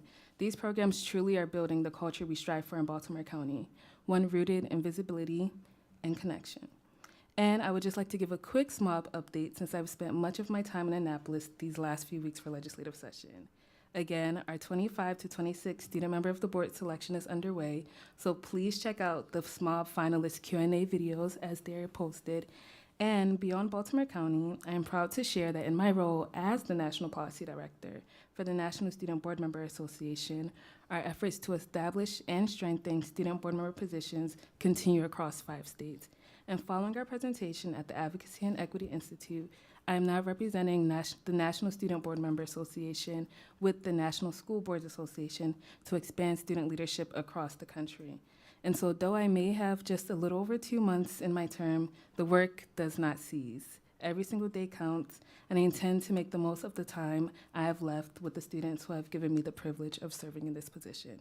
To all the students of Baltimore County Public Schools, keep pushing forward. There is still much work to be done. Thank you. Thank you, Ms. Chikakalu, and thank you for highlighting other students within our county. The next item on the agenda is unfinished business, Puzzle Pieces Charter Academy application. And that, I'm laughing with Dr. Doug. And for that, I call on Dr. Elmendorf. Thank you. Good evening, Board Chair Lichter, Vice Chair Harvey, and Superintendent Dr. Rogers. At the March 25th board meeting, I presented the BCPS Charter Application Review Team's evaluation and recommendation of the charter application from Puzzle Pieces Learning Academy. According to BCPS policy and Rule 1600, the board's decision to approve or deny an application will occur within 120 calendar days of their receipt of the complete application and evaluation results. At this time, it is recommended that the Board of Education vote on this decision in order to align with policy and Rule 1600. Thank you. May I have a motion to approve the Puzzle Pieces Charter Academy application? So moved, Dominowski. Thank you. May I have a second? Second, Savoy. Thank you. Any discussion? Okay, may I have a roll call vote, please? Ms. Harvey? Yes. Ms. Dulesky? Yes. Dr. Savoy? Yes. Mr. McMillian? Yes. Ms. Pumphrey? Yes. Mr. Young? Yes. Ms. Dominowski? Yes. Ms. Henn? Yes. Ms. Frempong? Yes. Ms. Booker Dwyer? Yes. Ms. Lichter? Yes. Thank you. Motion passes, Dr. Elmendorf. Thank you. Thank you. The next item on the agenda is action taken in closed session, and for that I call on Mr. Burns.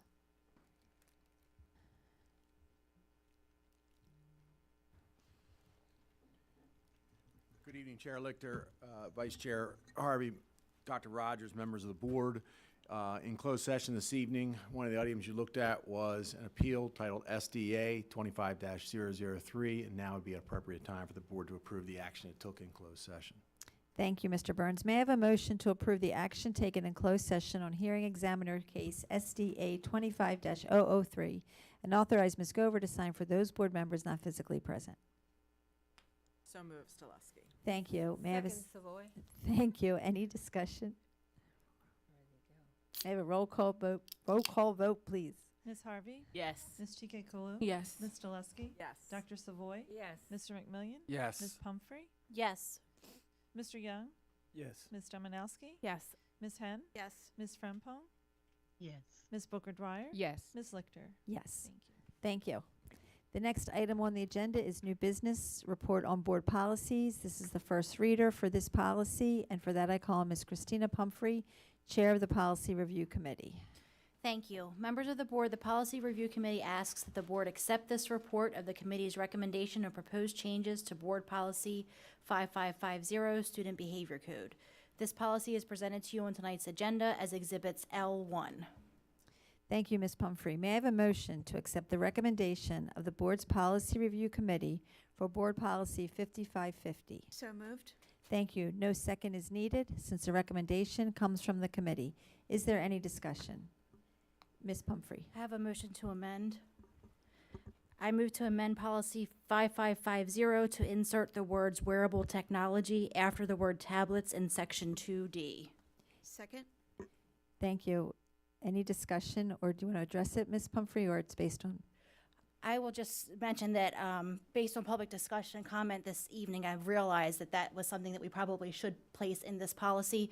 I also I checked the definition of wearable technology to see if it covered an extensive amount of items, such as headphones, AirPods, those types of things, and it does include all of those things based on my quick research of the definition.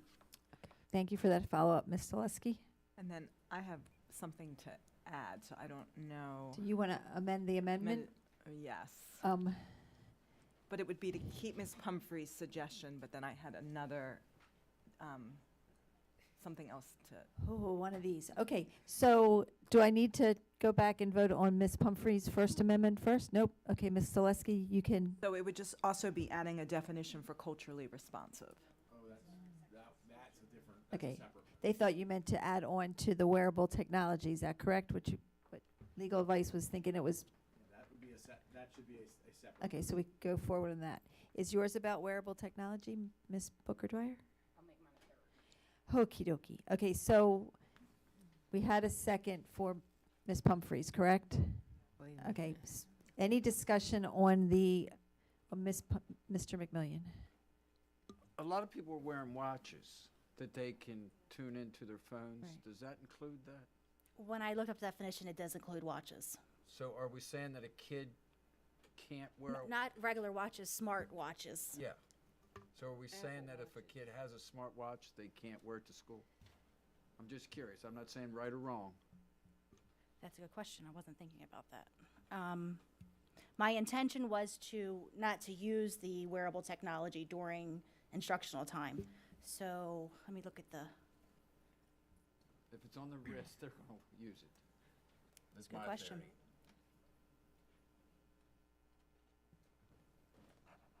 I don't have an answer for that, but regardless, I would still move forward with my suggestion.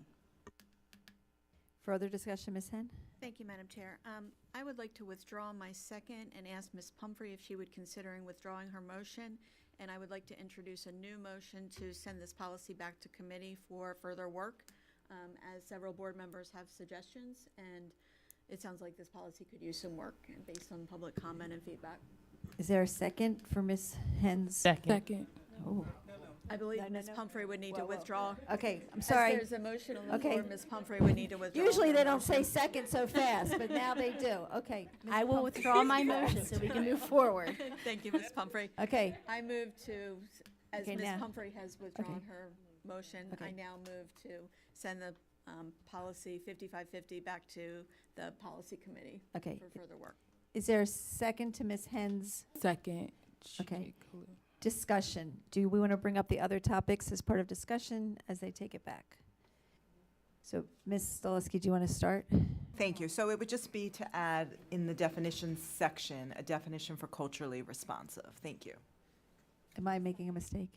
I just want to point out to the board that you did have a primary motion that remains pending. So even if the motion to amend was withdrawn, right, you still Mhm. have a motion to, I believe, Sweet. a motion to adopt the policy. Did Ms. Pumphrey withdraw the motion? She withdrew the withdrew the motion to amendment. amend. Okay. She withdrew her amendment Okay, motion. nobody withdrew the motion, the original motion. But you have to do things in order. Okay, the so first thing that had to happen tell me what to do was next. the withdrawal of the amendment. Okay. That's, the motion maker, I think, agreed to do that. So I need a vote on So the that. record reflect that. Well, she's withdrawing her motion. Okay, but I meant then Ms. Hen made a motion to send it back to committee. Right. I had a second, so I should do a vote on that. Point of order. Go ahead. Ms. Hen withdrew, I withdrew my amendment. Ms. Hen was the person who invited the motion for the policy, I believe. Is that correct? I withdrew my second to the primary motion. You withdrew your original motion. Okay, And so I then believe, introduced I a new believe if I'm motion. not mistaken, the amendment is gone. We need to vote, whoever moved to push the policy forward, at this point, it would be appropriate for them to withdraw their motion. I'm not sure who did that. Whoever That invited was the me. motion. I withdraw my motion to send it back to committee then. I'm going to wait for legal advice.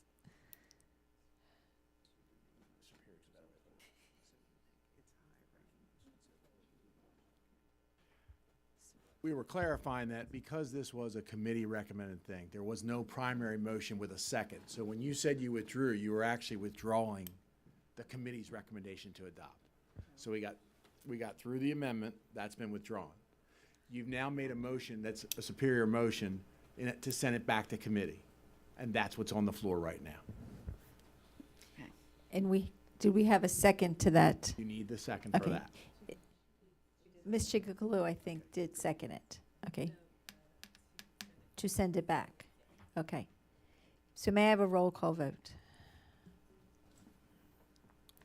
Point of order. I don't think we finished our discussion on returning it to committee. Didn't, but that's where it all went south. Okay. So. It's been and- seconded, so it's appropriate for discussion. Okay, okay. I tried that before, but okay. Any discussion? Ms. Stoleski, we're back to you. Okay, I'll repeat it. It was just to add, please, a definition for culturally responsive. Thank you. Okay, thank you. Ms. Booker Dwyer. All right, I have a lot, so get that clock going. I'll get it all in 2 minutes. So for page 1, when we talk about electronic communication, and to me this is just for the policy overall, if we can update the technology, I get fax machines are still around, but perhaps it may be more relevant to include a more current form of technology and to include the like the sharing files wirelessly and things like that. So I would just recommend to just do it. Let's update some of the technology. For page 2, when we, well, no, it's not. So smart devices, defining what we mean by smart devices. And I think that'll get at what Ms. Pumphrey said about wearable devices, because that gets in the rings, the glasses, all the things that students are using and have access to. On page 3, when we talk about what the standards that the superintendent shall, what is to also include something around a measure of effectiveness, or how do we know that it's working? So just to include some way to measure what we are doing. For page 4, if we could add, so I know for item B, it lists where the student behavior code shall apply. Are we also thinking about including like dual enrollment experiences if they're on a college campus, or internships or apprenticeships, to clearly specify, to make that clear in here if that's included or not? On page 7, I was a bit troubled by the artificial intelligence one, because it is a skill set to be able to code, to get AI to do something exactly how you want it. And that's what we want our students to be able to do. And so by putting it in the code of conduct that they can't do that. So I'm just wondering, how can we word that in such a way so that we get at the intent that we want students to have that skill set and not punish them for being able to code and produce something with AI? Time, Ms. Booker Dwyer. Thank you. And I'll submit the rest in writing. Okay. Other comments? My only comment is when we take it back to the board to really, besides for the words that are on the policy, to think through the logistics of what the rule might say. So it's one thing when we're saying cell phones, and we put those away, but now we're adding all of these other pieces to it. So just somehow to have that discussion about logistically, how would this, even though that's not part of the policy, I know it's part of the rule, but the rule would come next. Okay. Now, any further discussion? Okay, now we will vote on the take it back to the committee motion. Yes. Ms. Harvey? Yes. Ms. Chike-Kalu? Yes. Ms. Jaleski? Yes. Dr. Savoy? Yes. Mr. McMillian? Yes. Ms. Pumphrey? Yes. Mr. Young? Yes. Ms. Dominowski? Yes. Ms. Henn? Yes. Ms. Frempong? Yes. Ms. Booker Dwyer? Yes. Ms. Lichter? Yes. Thank you. Okay, thank you.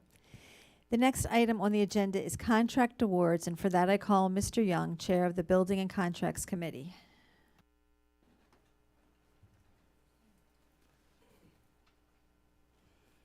Members of the board's Building and Contracts Committee met on Monday, April 7th, 2025. Items M1 through M14 were forwarded to the full board for approval. Thank you, Mr. Young. In addition to separating number 1, board members, are there any other separations requested? Okay.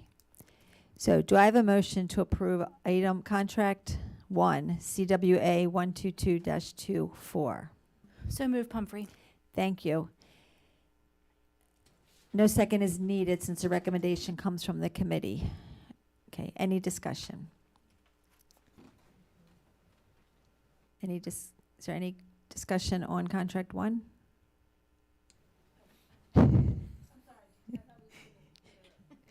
No, just I'm going in order. Last time I tried that, and it backfired. Sorry. That's okay. That's why I kept looking at you. Go ahead, discussion. Yes, I do. So, if Ms. DiDonato, will you? Dr. DiDonato, sorry.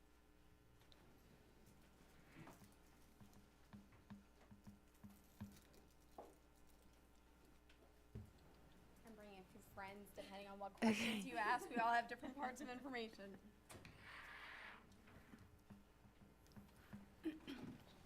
So my first question is, what is the expected cost for the first year of implementation for this?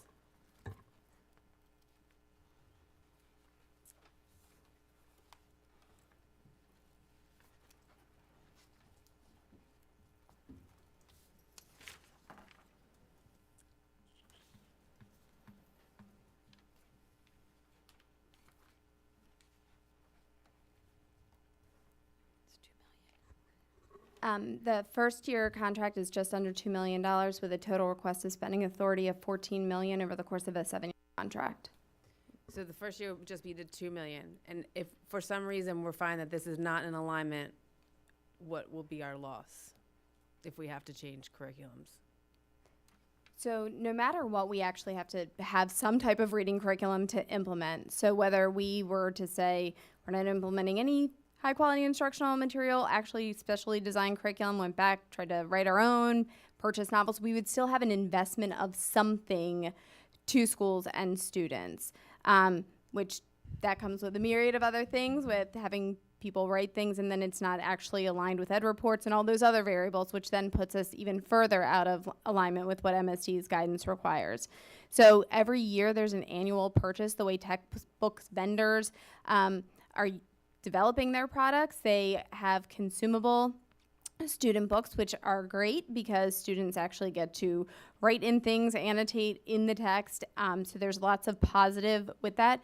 There's also digital components and companions. We've looked at pricing out just a digital version. We've looked at pricing out eliminating a digital version and only using the student anthologies. And there was only a $2 per student price difference between having the digital and the actual consumable textbook versus just a digital version. Which then takes away the autonomy for students who that is their preferred learning style, or those teachers who that is really a preferred instructional mode and how they can support their students better. So we really tried to explore every single option with purchasing, including having schools really look at what materials they might have had left based on enrollment, of, mobility of students, number of students who might have gone from self-contained classes and whatnot to really try to, whittle down every single item to really account for those students who are actually in classes and the mode of materials that they're using. So I appreciate taking all that into consideration. I think that's great. My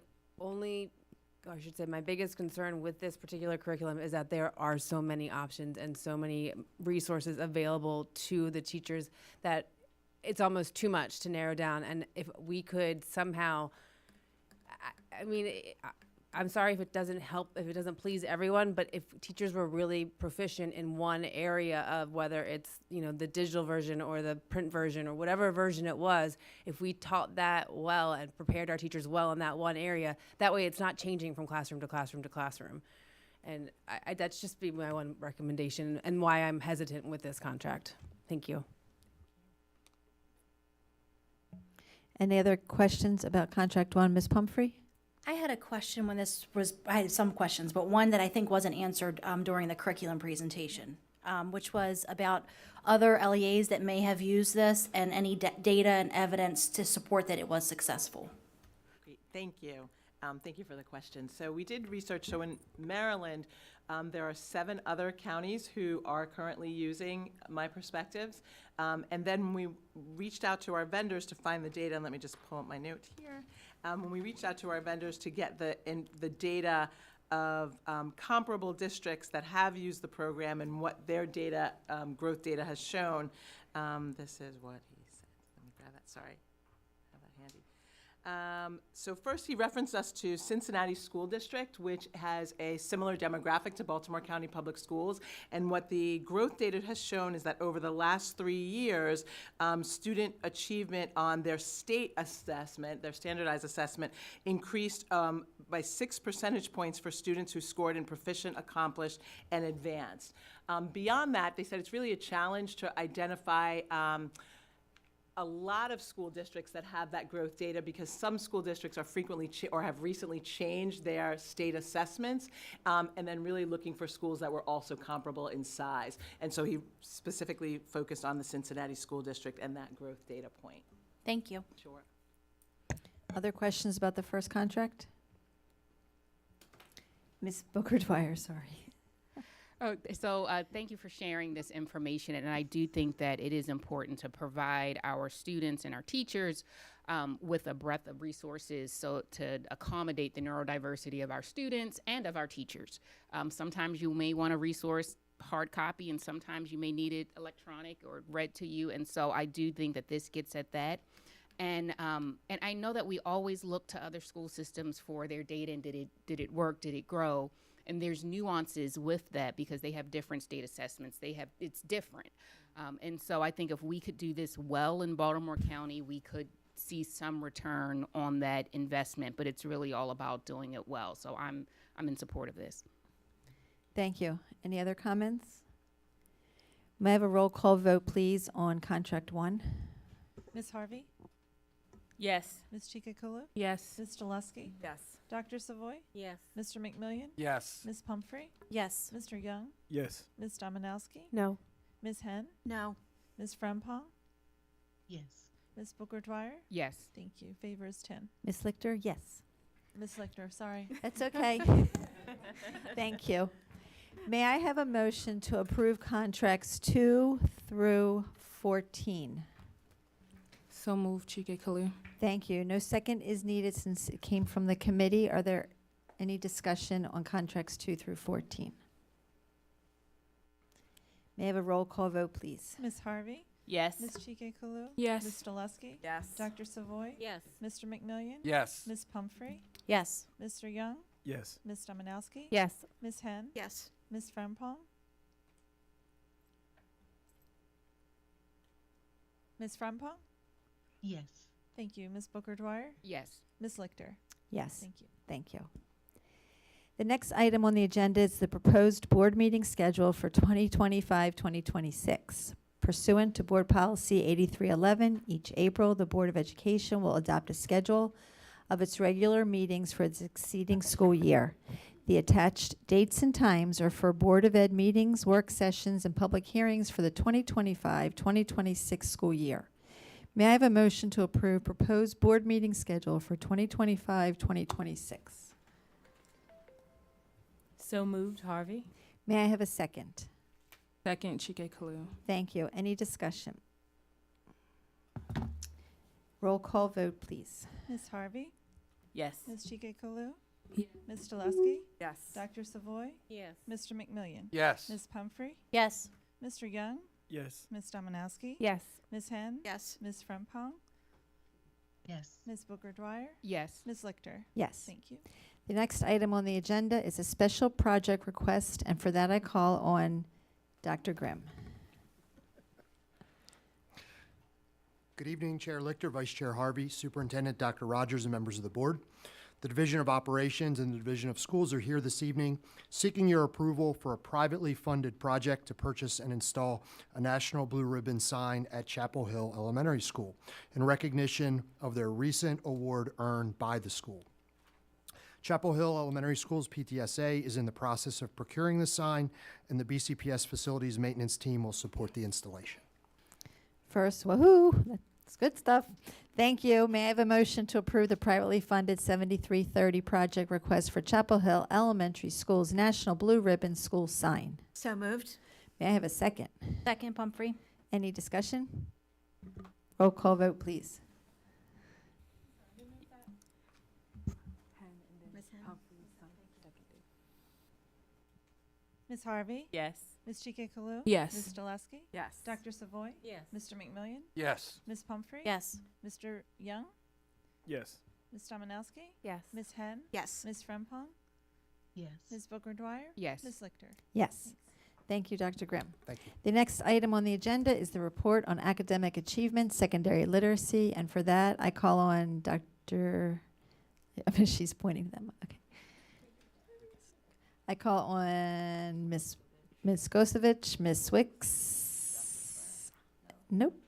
Okay. Party of two.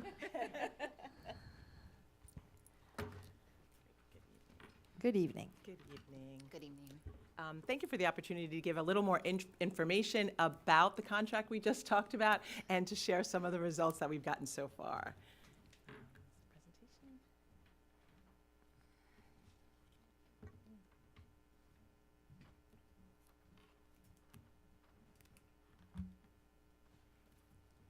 Presentation. Thank you.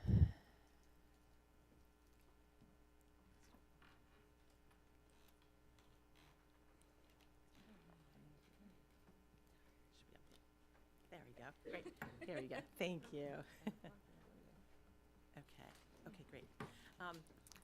So in line with the vision of our office, we are always focused on doing everything we can to support students in becoming globally competitive graduates. And with that in mind, our current focus and efforts have really been concentrated on securing high-quality instructional materials using the previously earmarked funds for the ELA curriculum in grades 6 through 12. In order to do that, we want to just give you a little bit of background of where we were and where we're going and the urgency around high-quality instructional materials. So when we talk about our previous, what's listed as our current curriculum, really better known as our homegrown curriculum, that was neither evidence-based nor tested for validity or reliability. It was not built with a spiraling of standards in mind that really test the full mastery of understanding for students at various grade levels. It was not rooted in the science of reading. And what we saw over the last 10 years prior to piloting either of our curriculum programs is that literacy performance in Baltimore County Public Schools had really declined. And so that then sets us up for the urgency around where we are going with high quality instructional materials. And so when we think about the use of HQIM, the benefit is really that they set students up for success with that spiraling of skills and standards across the year as opposed to being focused in just one quarter. It sets teachers up for success with the built-in professional development, both that comes from the vendor and what's put into the curriculum materials and resources themselves. There's a real sense of clarity around the expectations for implementation to allow students to all reach those high levels of expectations that will set them up for success on MCAP, as well as other assessments. And of course, we have MSDE requirements to adopt high-quality instructional materials that we'll talk about in a second. And so the slide from MSDE really focuses on why HQIM in Maryland now. And the State Department really focuses on an investment in and a prioritization on implementation of high-quality instructional materials to support teacher efficacy and student achievement across the state. And when we think more importantly around the sense of urgency beyond the requirement, what MSDE reiterates and what we know and what tons of research has shown is that high-quality instructional materials are really that tipping point to help students achieve and to move data across the state for all students, as well as helping students to be college and career ready. The other thing we know, right, what we also know is it's not enough to simply provide teachers with high quality instructional materials if we're not going to also provide them with the supports to implement them with effectiveness. And so what we have here and share just a piece of is the National Institute for Excellence in Teaching did a study on high quality curriculum implementation, and they really focused on 6 key factors that you see on the screen to ensure successful implementation. And what you'll see in our subsequent slides is we've really focused our professional learning trajectory around these key points. And so it talks about focusing on leaders first. We're going to share what we've done with building leaders to really support the implementation of high quality instructional materials as part of our pilot process. It talks about creating the time, structures, and roles to support that ongoing school-based collaborative learning, and we've really focused on that. It talks about the importance of adopting a research-based instructional rubric to guide the conversations and anchoring the coaching and feedback directly in the curriculum to support teacher growth. It talks about recognizing the stages of curriculum implementation and what teachers need to progress to those higher stages. So really thinking about how are we working with our teachers to identify, are they really still in those initial stages of understanding the curriculum and understanding all the resources, or have they then moved to that internalization of content where they're really able to implement more effectively? And then really ensuring that districts, central offices, obviously work closely with schools to plan for that communication and implementing the school-based professional learning, both around curriculum implementation and instructional practice. And so here you see the professional learning trajectory that we've embarked upon for the 24-25 school year. And in line with what I was just sharing about those keys, when we think about those district level opportunities, we really focus on our principals and our assistant principals. In our monthly principal leadership development meetings, we focused on what is it that they should know and look for as their teachers are implementing that pilot. We've leveraged our system-wide professional development days to make sure there was consistency of professional learning across the system so that all teachers and building leaders are hearing the same messages. We have our monthly department chair meetings where we focus on how instructional leaders can support their teachers in understanding and implementing the pilot and navigating the resources. And then really focusing on our staff development professional learning, because we understand that our staff development teachers are a key part of that core leadership team in each building. And then we move to our school level opportunities. We've had multiple and continue throughout the year, multiple school coaching visits to support that. One of the other items you see there that we're most excited about is at the start of the third quarter, we implemented our demonstration classrooms. And that's really where we have a specialist from our office pairing with a partner teacher in a school.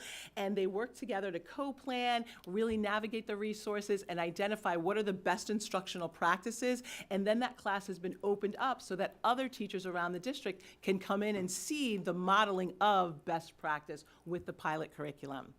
And then when we think about our classroom teacher opportunities, the real hands-on opportunities also, Our office has offered weekly drop-in curriculum sessions, virtual at various times of the day, so any teachers or administrators who have questions about upcoming lessons, about planning, can drop in and get support from our office. We have had vendor-led coaching for individual teachers and for school teams. We also have created sample unit plans and lesson plans and helped work with teachers and school teams in how to unpack those lessons to best navigate facilitation of the new curriculum. Oops, too fast. And then additionally, we've provided building leaders, and that's principals, department chairs, staff development teachers, as well as school teams, the teachers themselves, with a look and listen for tool that really lays out with clarity what each portion of the lesson should look like and what teachers and principals should be seeing when they go in the classroom. And some of those things are, in the support of implementation, regular opportunities, seeing students with regular opportunities to read and write on grade level text, student-led discussions, right, the teacher really taking a step back and allowing students to lead those discussions around texts and topics that are in the unit, a balance of literary and informational text types for a variety of purposes, the blend, as we talked about previously, of the use of the print and online materials to best support student interaction, and then really thinking about what are those routines that help to deepen comprehension and prompt the critical thinking that we're expecting of students. And with that, I'm excited to turn it over to Ms. Gojcevic, our secondary coordinator, to share a bit of the feedback that we've gotten throughout the pilot process.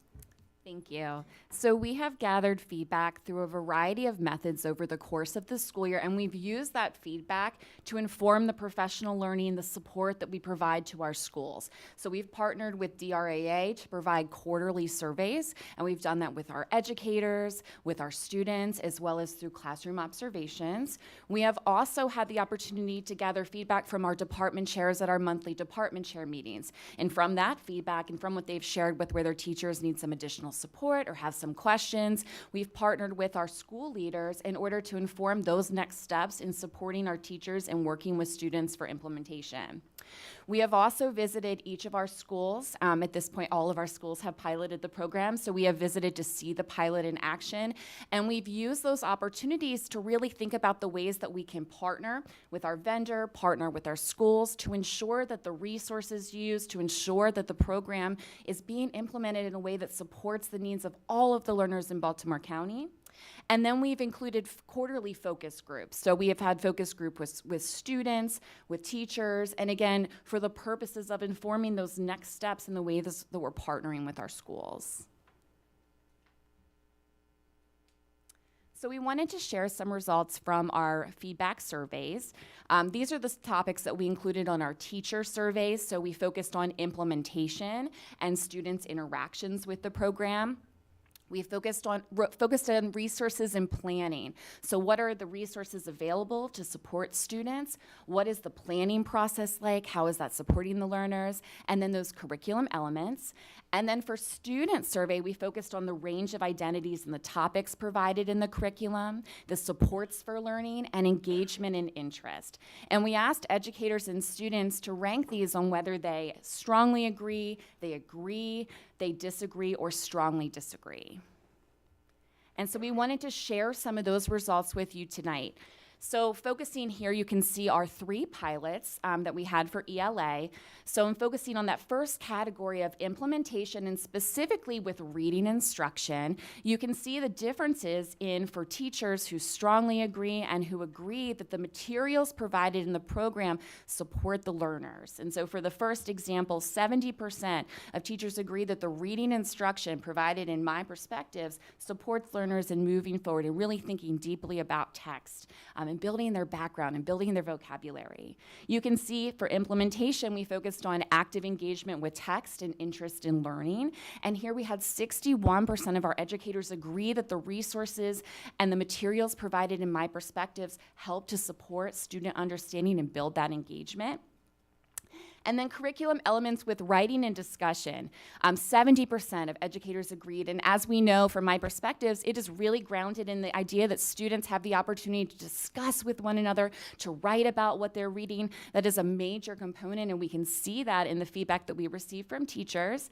And then in resources and planning and thinking about the different levels of students and the supports that are needed, you can see here that 58% of teachers agreed that the supports provided for multilingual learners, for students receiving special education services, and then students in need of enrichment are meeting the needs of populations. And then from these surveys each quarter, as we administer them, we use the results here to really inform the professional learning that's provided at our drop-in sessions, that's provided at our full county PD days. We just had our March 31st PD day, and that was based, a lot of that was based on the feedback that we received from our schools, because we really want to make sure that we are partnering with our schools to support the implementation. And then most importantly, the results from our student surveys. So here you can see for the topics presented in learning experiences, 60% of students agreed or strongly agreed that the topics and learning experiences supported their learning as students. And then we also included some quotes from our student focus groups. So we did student focus groups for HMH as well as for My Perspectives. Our HMH focus groups focused on text selections being interesting. And then for My Perspectives, we heard a lot about it being challenging for students in a good way to really deepen their thinking.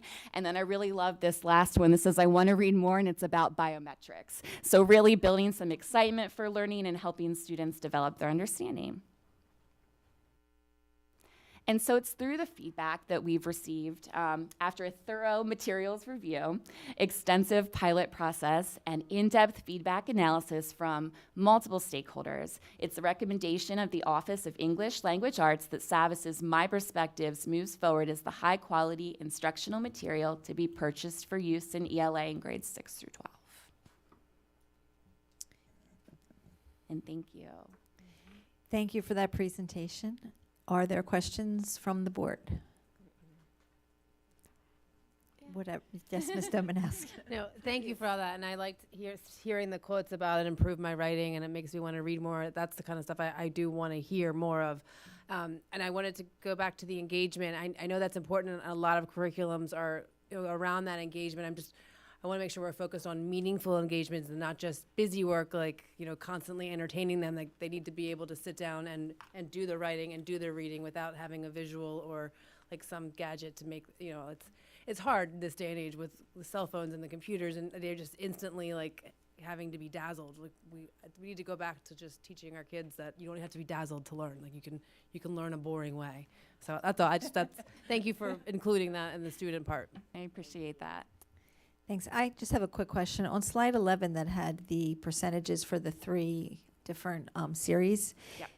The resources and planning, while 58.8% was higher than the other 2, it's certainly not, it's a little more than half. Yep. Do you know, when you did the survey, could you tell which, if these were special education teachers or ELL teachers, or were they classroom teachers that were kind of struggling with the resources? Yeah, so I'm happy to start, and then if you want to chime in. So one of the things about resources and planning goes to the point I know that was made earlier about some of our teachers, because it is a pilot and they're not yet familiar with it, they were a little bit overwhelmed by the resources and not sure how to narrow in to find the best resources that support each of our student groups, right? So it isn't that the resources didn't exist, they just weren't sure how to navigate in terms of finding that specifically. And so then if there's anything you want to add about that.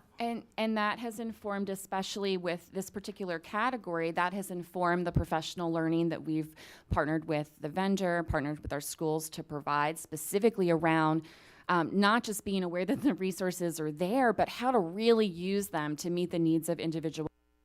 And in going out for the pilot visits, when we've had an opportunity to talk to our schools and talk to our teachers, this has been a major point of conversation around how are we supporting individual students in classrooms and making sure that we are really moving all students forward to achieve at maximum potential. So that has informed many of those next steps for our office. I'm just asking because if it's a general education teacher that's struggling versus if it's a teacher who specializes in that population of students struggling, it's 2 different implications for professional development. Yeah. Thank you. Thank you. Other questions or comments? Ms. Booker-Dwyer? Do all schools have demonstration classes?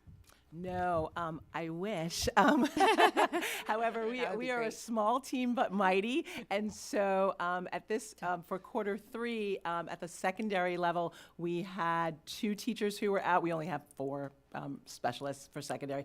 We had 2 teachers out in secondary and 2 teachers out in elementary, and then for the fourth quarter, we'll have the same. We're kind of alternating, so 2 more and 2 more. But perhaps one day funding available, we could have more specialists and more demonstration classrooms. But at this time, no. Great So question. I think demonstration classrooms are just a great idea, and yes, when the money comes pouring in from the Exactly, Lotto. maybe we can hit a parlay. We'll see. With the demonstration classes, can teachers request to come and see it, or like how does that? Okay. Yes, yeah, it's great. We have a wonderful form that's set up where the principals or someone in the school leadership team will fill in the form to request to come visit. They identify which grade level it is they would like to see, and then we arrange a date. And so we've had a great response thus far for the third quarter, and we're really looking forward to fourth quarter. And it has given the opportunity, even though we only have a few demonstration classrooms, we have then had the opportunity for so many different school teams to be able to come in and visit. So it's been great. Great. And then I also just have another question, just a more general question, because I feel like there's a lot you have the high quality instructional materials, you have science of reading, you have principles of learning science, you have all these terms and things being thrown at teachers. How are you connecting it all so that it all makes sense, especially to that teacher who's fresh out of college? That's a great question. Thank you. We really try to ground it in the professional learning, even if they weren't here with BCPS, the professional learning that's ended last year and started this year about going back to basics. And so whatever it is we're doing, and obviously for us in secondary, focusing on our curriculum pilot, our focus is really on clarity of instruction, right? How are we really focusing on, do students know exactly what the important information is? Do teachers know what is the memorable piece? What do I need my kids to take away from this? And so for us, it really is about going back to basics. Are we clear in how to identify and frame our objectives? And are we really focusing on those high expectations and clarity of instruction? All the other stuff is extra, but are we really getting down to the heart of what students need to know? And that's been our focus. Thanks. Yeah, thank you.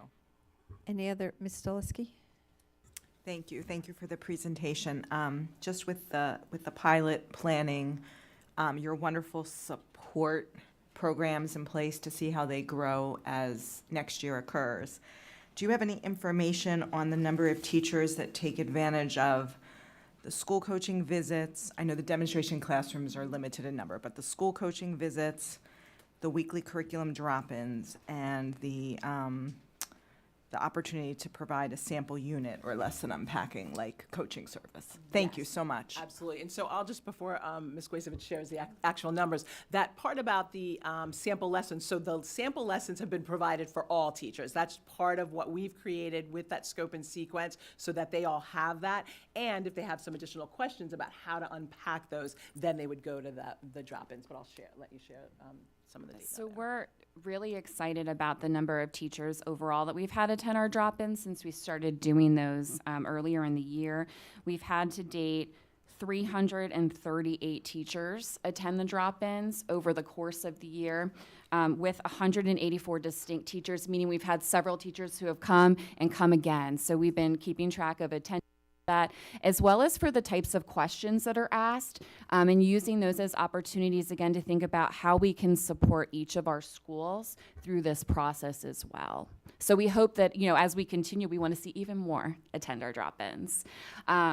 And then we have offered through, so just to build on the sample lesson piece, so exciting, we've also been partnering to get some feedback on our sample lessons with our department chairs at our school to ensure that they are really meeting the needs of their teachers.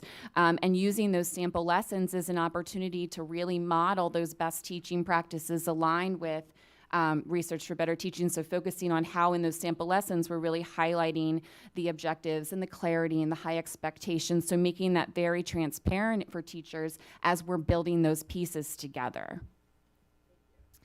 Thank you. Ms. Chiakalo? Yes, thank you so much for your presentation. I just wanted to confirm, with the curriculum being both digital and print materials, can students who may not have reliable internet at home or that technology, are they still able to engage fully with it? And if so, kind of how are we still able to track that data in real time if they're still using paper materials at home but digital in school? And likewise. Yes, so each student is provided with a consumable that allows them to still engage, whether it's at home or in class, and they just choose not to use the digital version, still allows them to engage fully. We have not tracked the home piece of how many students have reliable internet and are accessing it that way. In our classroom visits and our discussions with teachers and students, we've really been focusing on, in that classroom, kind of what's that breakdown of how many students and how many teachers are using digital versus paper, and what we see when we walk through the classrooms is it's really a blend, you know, and it changes classroom to classroom. And so for me, you know, that really just speaks to the importance of being able to provide both opportunities to engage either digitally or paper. But we haven't checked the home access, what that, you know, what that data is around. But we know students still have the consumable to participate. Okay, thank you. Sure. Okay. Thank you very much for your presentation. Thank you. And we will go from secondary math to, secondary ELA to elementary math. So the next agenda item is report on academic achievement, elementary mathematics. And let's see who's coming up. Dr. Donato. Chair, this is Board Member Frimpong. I had my hand raised. Oh, I'm sorry. That's okay. Ms. Wicks and company, we need to I'm sorry. Ms. Frimpong, what is your question? Thank you. I just wanted to ask more about the vendor-led coaching opportunities. So is that at the teacher staff request or is it assigned? How is that determined? The vendor-led Coaching opportunities they spoke about on slide 7. So kind of a mixture. Based on when we've gone and we've done our pilot walkthrough visits, sometimes based on principal request to provide some additional support tools, sometimes based on department chair request, and really working, you know, our specialists are working with schools regularly, so some of those visits have come from really determining schools that have a lot of questions about a specific aspect, so partnering with them so that we can go out and we can work very closely with them. So it's a combination of those pieces.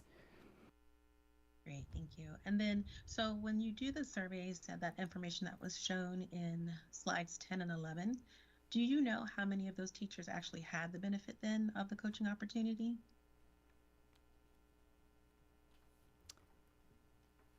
For the vendor-led coaching, Yeah, so on slides 10 and 11, you spoke about the teacher feedback and gave the percentages. So in that, do you know how many of those teachers that responded actually have the benefit of also having the coaching so that they kind of knew the array of opportunities that were available with this curriculum? so there's a couple of different opportunities for the vendor coaching. And so there's been countywide vendor-led coaching that has occurred at our PD days, and then all of our teachers, from my perspectives, have had that training, so that would be reflected in the survey. Then there's the vendor-led coaching that has occurred at our monthly department chair meetings, where we partnered with the vendor to provide that professional learning. And so in looking at the survey, again, reflective of some of the schools that have had that. And then there's been specific vendor-led coaching in the going out to specific schools and working one-on-one with teachers. So the survey is capturing a variety of school experiences for that vendor-led coaching piece. I don't know off the top of my head. The survey tells us which schools have participated in the survey, but I don't know how many of those are ones that have had the in-school coaching support. But all schools have had the opportunity to have coaching support with our specialists in our office or in a different way through the vendor-led coaching that's the county-wide PD. Great, thank you, and congratulations on the success with this pilot. Thank you Thank so much. you. Thank you. Again. All right, let's change the team.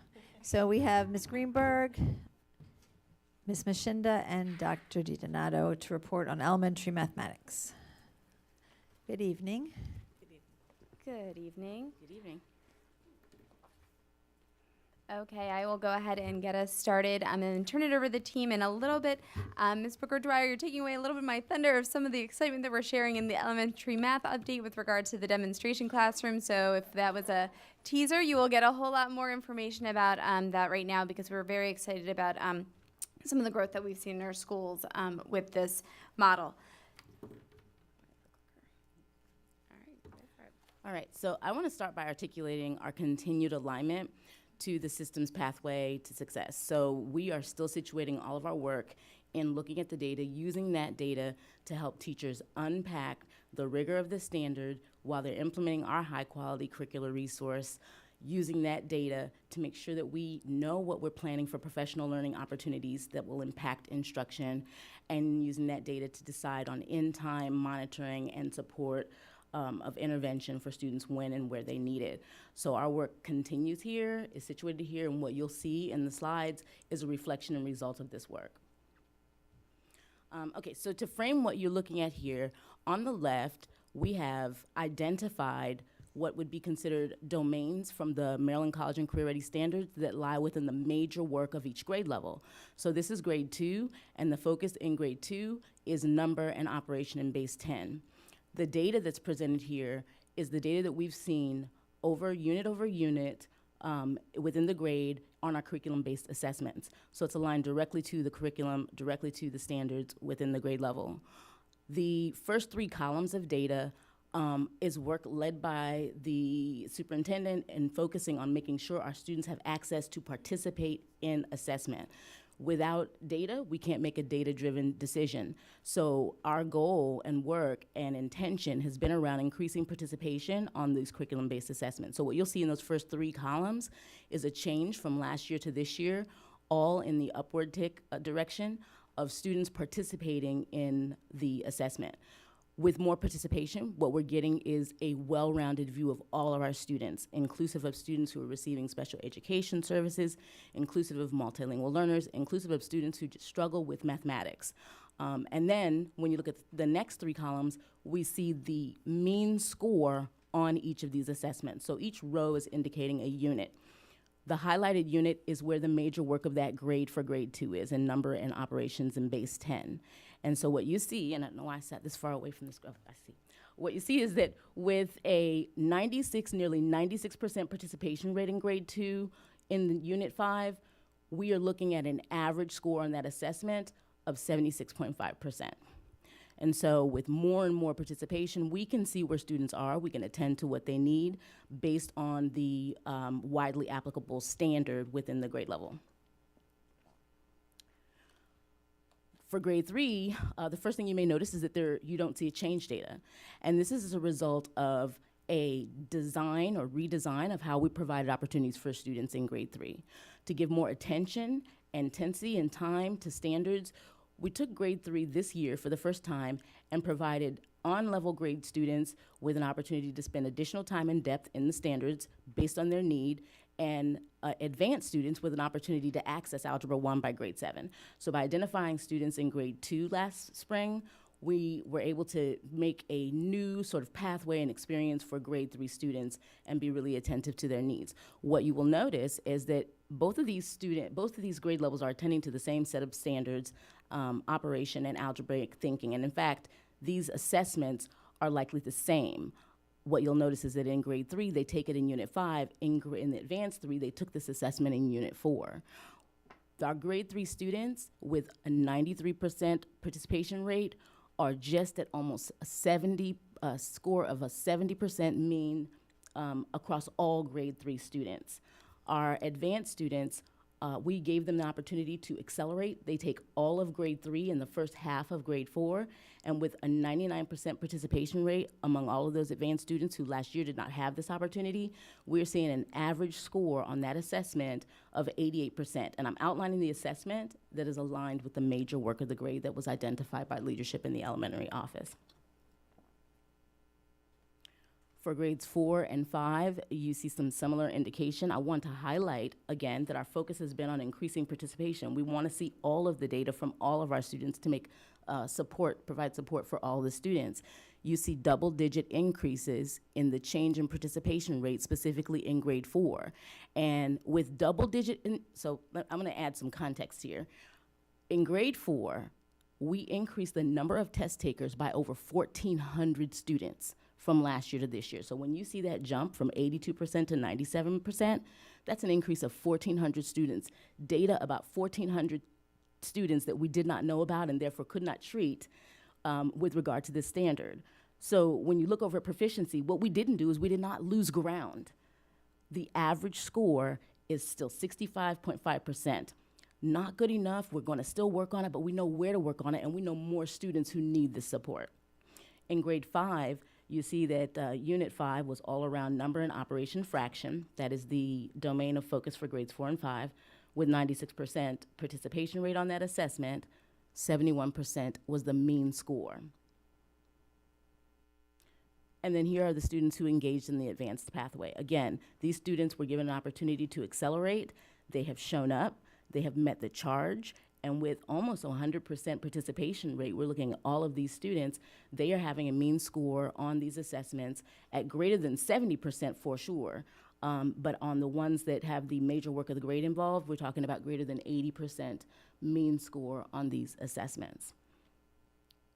So what we're able to see from this data is their ability to transfer their mathematical ideas and make connections unit over unit across the grade. So when you're introducing a standard in elementary grades, it might pop up in units 1 or 2, and then that might be the introduction. But by units 3 and 4, they're expected to demonstrate mastery on those same standards. So what we want to see is a maintenance of that understanding unit over unit. And this is what the math office has done very well. And I'm going to turn this over to my colleague, Cynthia Greenberg, to discuss how that has led us to design and maintain our professional learning. So in response to the analysis of this data and also the new demonstration classroom initiative, which we're very excited about, we structured the team's work around 2 buckets of professional learning and direct school support, so that the work of our team was present and intentional and impactful within the schoolhouse. Specifically around professional development, we did create a content development series that we started creation in January. Our data indicated that teachers are interested and desire to have additional learning opportunities around the foundation. So we have the series of learning that covers the early numeracy, the foundations of base 10, fractions, and fraction operation, and there's a 5th one in development currently. So we're going to have a series of 5 by the end of the year. So starting in January, these strands of learning were developed with a tiered rollout that started with our math leaders in the elementary buildings, who were then able to turnkey that for some of their schoolhouses to represent. But due to the desire and the amount of teachers who wanted to participate, we have also then added additional sections that were sent out to various locations in the school. So we have had 8 sections so far, additional sections of our early numeracy, and 5 in base 10, and we're going to continue to build out so that every teacher will have the opportunity to have a series of 5 available to them. Of course, we have our required bridges training. March 31st did wrap up this series of learning with additional work around mathematical reasoning in our bridges curriculum. And we have been able to support teachers in their understanding of appropriate implementation to support success on the major work standards through our number corner intervention kit and of course the mathematical reasoning. Each of these learning opportunities are to ensure that they are well prepared in moving forward with the changes coming with MSDE's newly adopted pre-K to 12 math policy. Along with that, intervention is a large part of the math policy because beginning in 26-27, all LEAs will be responsible for implementing a multi-tiered system of support for mathematics instruction. So in anticipation, we began front-loading work around intervention specifically. Our teachers received the additional learning around the intervention kit in November, and then starting in January, we began working with school leaders around developing school-level systems that support effective intervention, such as rostering our students in focus, collecting the data and performance matters, and supporting teachers in their implementation of the intervention for all of our students. The most exciting part, of course, is the work of the team. So during marking period 3 alone, my team of 5 had 101 hours of direct coaching, modeling, and co-teaching. They had 98 hours of collaborative planning. They had 51 hours supporting the professional learning communities, principal cohorts, and executive director initiatives, as well as over 640 hours in their demonstration schools, supporting not only their partner teachers, but their grade level teams as well. Dr. DiDonato will now provide some additional information on the demonstration classroom. Okay, and we're going to go ahead and start with the video, and then I'll talk a little bit more about all the components of the demonstration classroom. All right, so Ace is going to explain why 4 times 5 equals 10 times 3 is true or false. Ace, you think it's true or false? Everybody knows that 4 times 5 is 20, right? Yeah. Y'all know that 10 times 3 is 30, right? Yeah.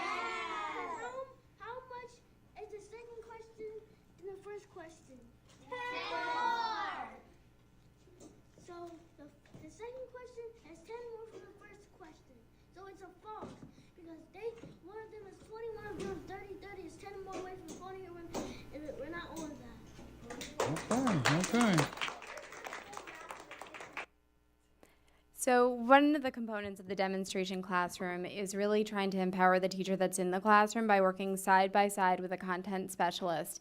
The reason it's called a demonstration classroom and not a model classroom or a lesson study structure is because this is truly a demonstration of a variety of things happening in a classroom. So depending on what the visit is, that is facilitated in a way so that we are supporting the teachers who are visiting in getting the outcome of what they wanted to see. So when this teacher was identified to partner with one of the specialists, she was really trying to work on discourse and how to make her classroom more interactive. And you can see the comment from the teacher was that this is truly a win for her, and the excitement that this teacher has about changing her instructional pedagogy, which you're seeing students taking ownership for their learning, supporting each other in their learning, explaining their understanding to one another, is really hallmark in changing and transforming instruction in our classrooms. So really working side by side for an entire marking period, which when we're looking at some of the time commitment and the work that CNI has been doing in schools. In our secondary schools, they're participating with their demonstration classroom every A day that course is offered with that teacher, or every B day. So they are out of the office in the schools, focused on planning with that teacher, delivering instruction with that teacher. And what that also does, it provides embedded professional development for all of those other nuances that happen with teaching, like how do you give feedback to students? How do you communicate feedback to parents when a student isn't making progress? How do we group students? So all of that is happening live time together with someone from the content team working side by side with the teachers. The goal was really out of an outcome of looking at some of our achievement data in places and trying to figure out, we're providing professional development, we're coaching principals, what else can we do to try to pair with teachers in a different, authentic way that is ongoing. So the plan was originally that this was going to be just for marking period 3, and a whole different set of schools would happen in marking period 4, because part of, again, the demonstration classroom is this specialists from the content office had to work on building relationships with the students. They had to build classroom structures and routines if that was an area of need still. So what we realized was that it took a little longer than we had planned to get some of those things in place. We also had some more requests than we anticipated for visits to schools. And so trying to recreate that and start that whole pathway again. So we've extended in several of our schools for an additional few weeks within the 4th marking period to ensure that those visits could occur. And then we'll be moving to a shorter 4th period interval at some of our other schools. And it's certainly a model that we look to continue next year, but at the same time, we're also trying to build school-based leadership capacity, because our staff development teachers, who are instructional experts in our schools, are also teaching classes. They too can be demonstration classroom teachers for their schools. So part of this model is not only working with that specific teacher and that grade level team, but also helping create the structures within a school where school administrators can bring other teachers from their school or visit between schools to see the different contents being implemented. And so we're really hoping to grow this in a variety of ways to not only build the capacity of our teachers, but build school-based instructional capacity to help develop teachers within their schools.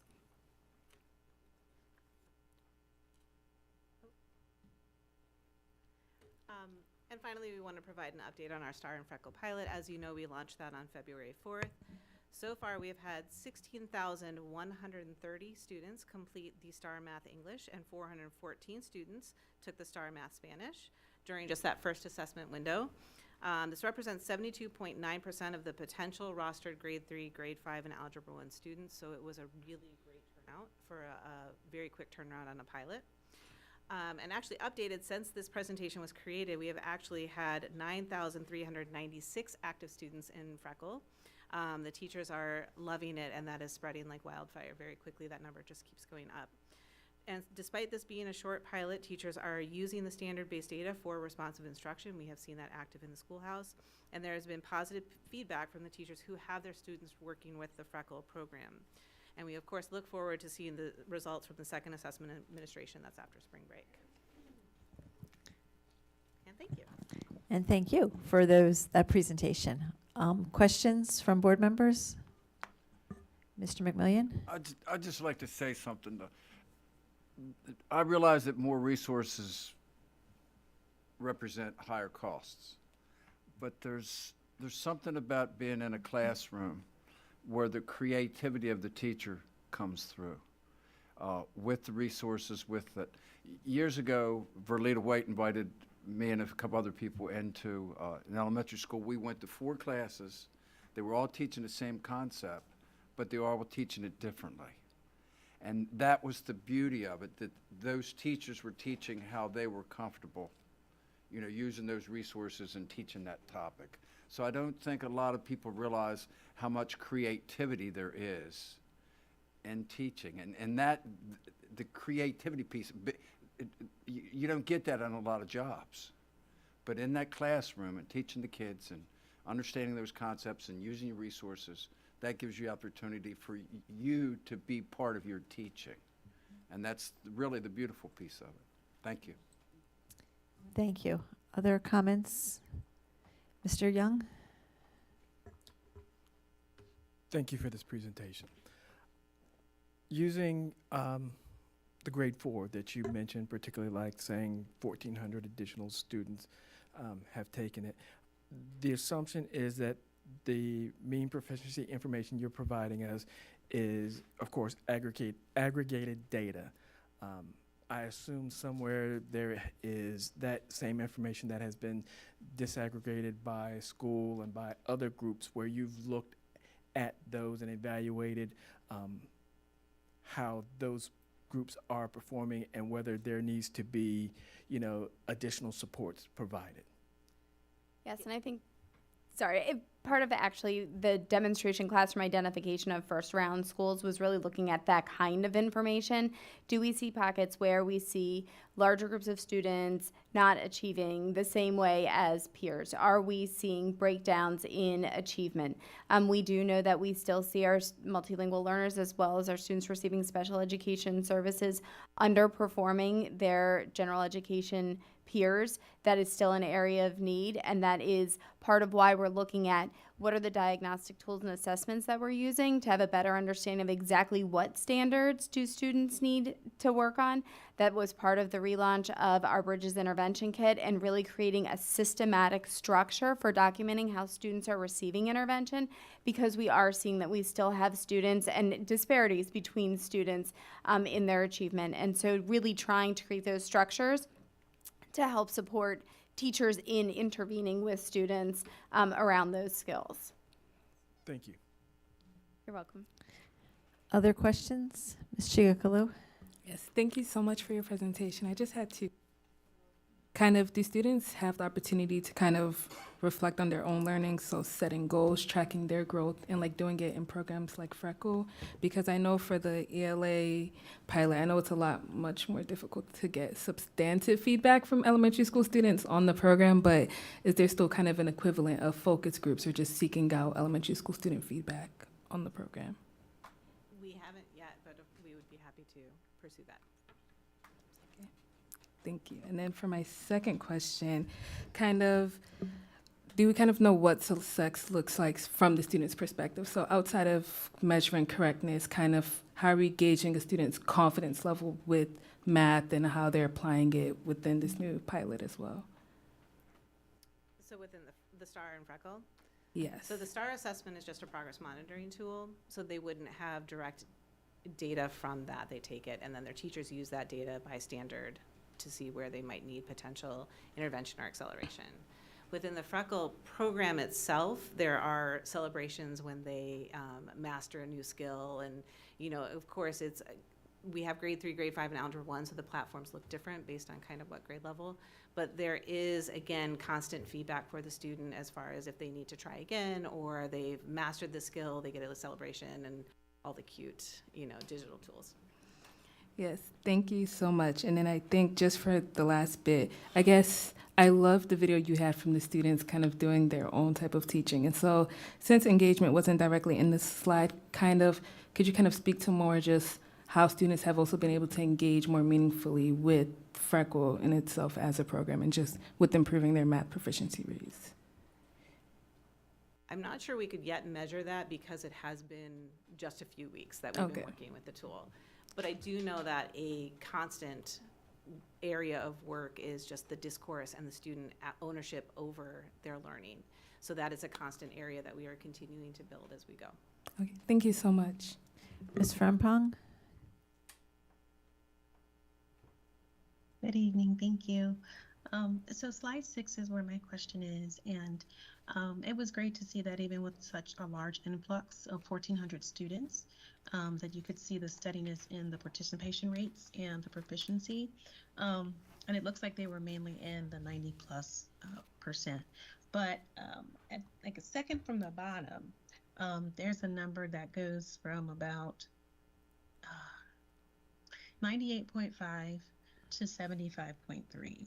And then it goes back up again to 89.2. So what is it, or what are the factors that would cause such a change like that in the participation rate? Can you clarify what grade level we're looking at? Are we looking at the purple bar? I'm trying to find and follow. Advanced Math, Oh, grade slide. 4B. Slide 6. Sure. So slide 6, and then this is for the advanced math, the participation rate school year 24-25, and in particular, I guess it's the unit 7. You have great, like above 98.5 for unit 6, and then it drops down there, and then it goes back up to for unit 8. So I was just asking about what would cause such a change in the participation rate. Yes, so that's a great question.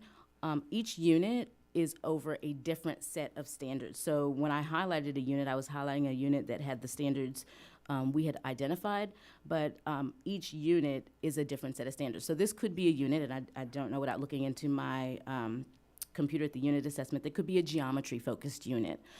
It could be a unit that has some measurement data standards, some operations and algebraic thinking.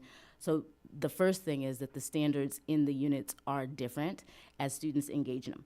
The other piece specifically for this is that it would be a grade 5 set of standards. So what we know about the students in the advanced classes, that they are moving at an accelerated pace. They're consuming and engaging with standards from grade 4 and grade 5 while in grade 4, which is wonderful that they're able to engage in this way. But as they engage in the grade 5 standards, they are engaging in standards beyond their grade level, and that could also be something. What is also really beautiful about even your noticing of the data is that this is the kind of noticing that in the math office leads them to look deeply at the assessment, at the items, talk with teachers, engage in additional professional learning that is content development based, making sure that the teachers understand the content, are using best practices and strategies to make sure that students are engaging with it. So yeah, I think it's a wonderful noticing. Certainly one I am sure that the content team and the elementary math team has taken a look at for future support. Ms. Mashinda, I think you gave a wonderful answer referring to Unit 2. I believe, Ms. Frimpong, you can correct me if I'm incorrect, you were referring to participation in Unit 7. I think she was highlighting why our I mean, your answer It's still a was good flawless. answer. It was good. That's It was really good. interrupt you in the middle. But the dip in participation for Unit 7. Yes. So I think, one of the things that again, when we see those sort of dips in participation, that's really when we're working in collaboration with our division of schools for the EDs to follow up and look at what might be going on with the schools. Sometimes they're off on pacing, and if that's the case, then we'll see depending on what day we pulled the data to make a report or pull a presentation together, that's what we have at that moment. And so that there's usually follow-up with the schools to talk about, what is going on? Is it a matter of a pacing thing? Did a class go on a field trip? And so they were planning on taking it later in the week, and we pulled it earlier in the week because there is a window. There's not just a drop dead, you have to have this assessment done on that day. There is a window for them to complete it. And so you can see that, the positive that I see is that in Unit 8, the participation rate is moving back up, which means we've addressed some of the things that may have been going on that created the dip in participation. And so again, that's something that we're constantly monitoring and looking at, what are the nuances of what happens within a school at different times of year that does create these gaps in information. Okay, thank you for all of the answers. Dr. Savoy? Yes, I just wanted to ask a question. How are the teacher leaders selected? Is there criteria? They're hired by the principal.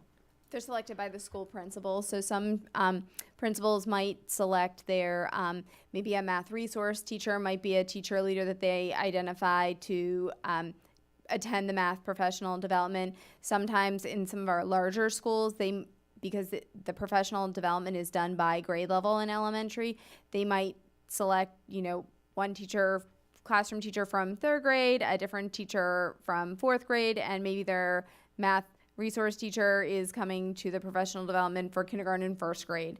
So it's really a school-based administrator decision on who they identify, but it's someone that they feel that they will be able to bring back information to the school and work with their grade level colleagues. Okay, so it's up to the principal. Mm-hmm. Okay, thank you. You're welcome.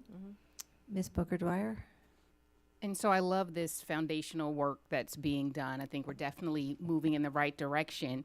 And that also concerns me because I feel like we're moving in the right direction right at the time that the new pre-K policy has come out. So do you anticipate any significant changes, especially with our advanced math students who really are showing some pretty good proficiency scores?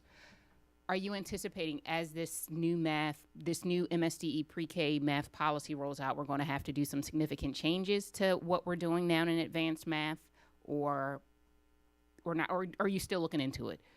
I have to say there's a lot of variables that are already coming out from just even follow-up meetings that MSD has had. So I think we're really diving into it. We're looking at, what does our instructional block need to look like more at the middle school level than at the elementary school level. But, part of what it talks about is multiple pathways and opportunities for students to have opportunities for either intervention and support or for acceleration and advancement. And part of the redesign that was done with the shift with grade 3 and providing the more compacted curriculum versus our prior model, which is just skip an entire grade of content and hope we fill in along the way. We've already created that pathway for students to have additional on-ramps for acceleration opportunities. So I think we're poised in that area. I think our focus on building out a structured intervention model for students is also really aligned with where we need to be in more than a year from now. So the fact that we already have the system built, we're already working with our teachers and really providing the professional development, and just even with our administrators during professional learning last week, we had them go in, look at their data that was currently in Performance Matters, and depending on what they saw and their scheduling and their data, to then make a plan for how they are going to address intervention next school year. We talked about the principals who have lots of data binders, but it's not within a system where everyone can look at it. And so that transition for the teachers in their school looks different than a school that already has it in place in certain grade levels, and we need to focus on maybe supporting teachers in other grade levels. So I think we're poised with several good pieces in place, and going to have to continue to work with MSD on some next steps. Thanks. Any last questions? Okay, thank you very much. Thank you. Oops. Ms. Chikaklu? Yes. I just wanted to know, kind of beyond teachers, just how do you like envision families kind of being brought into this data cycle, and then just everything kind of being broken down for them so they're along this process?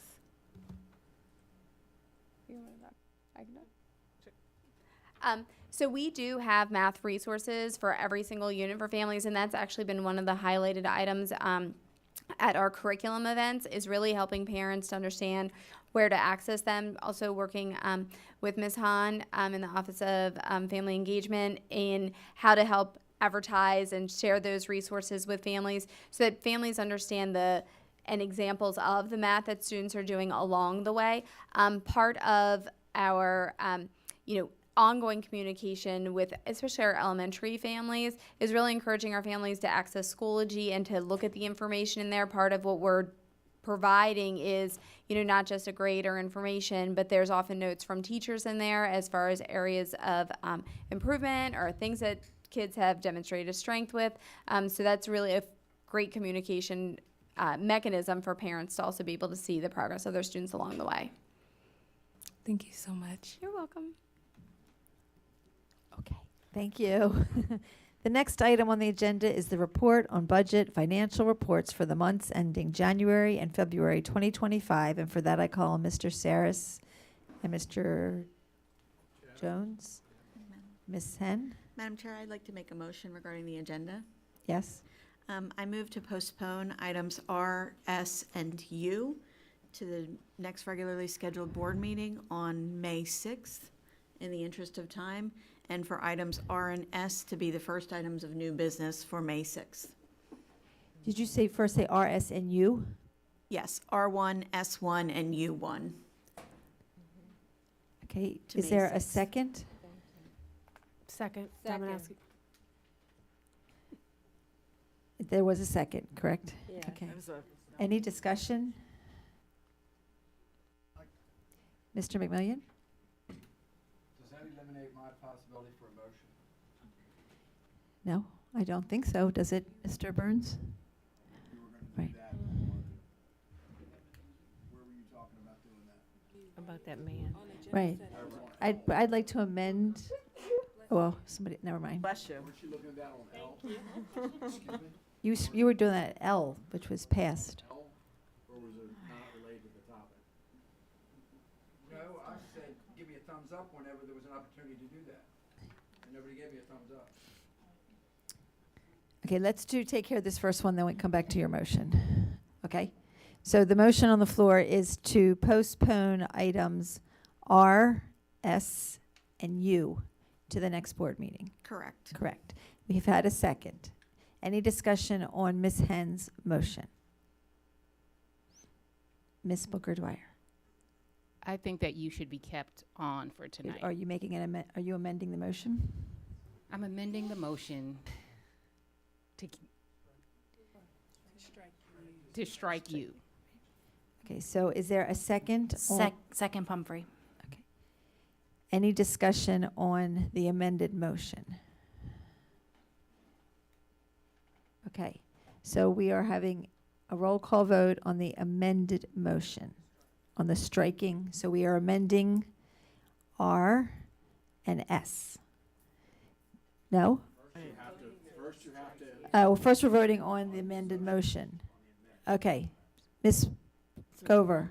Is this Ms. Hen's motion? No, this is Ms. Booker Dwyer's. No, it's 10:30, so everybody focus. Ready? Okay, thank you. Focus, everybody. Go ahead, Ms. Gover. Ms. Harvey? Yes. Ms. Chike-Kalu? Yes. Ms. Dulesky? Yes. Dr. Savoy? Yes. Mr. McMillian? Yes. Ms. Pumphrey? Yes. Mr. Young? Yes. Ms. Dominowski? Yes. Ms. Hen? Yes. Ms. Frempong? Yes. Ms. Booker Dwyer? Yes. Ms. Lichter? Yes. Thank you. So that motion passes. Now you're at R and S. R and S. So now we are voting on postponing items R and S to the next meeting. Yeah. Yeah, okay, thank you. Any further discussion? Can we have a roll call vote, please? Ms. Harvey? Yes. Ms. Chike-Kalu? No. Ms. Dulesky? Yes. Dr. Savoy? Yes. Mr. McMillian? Yes. Ms. Pumphrey? Yes. Mr. Young? Yes.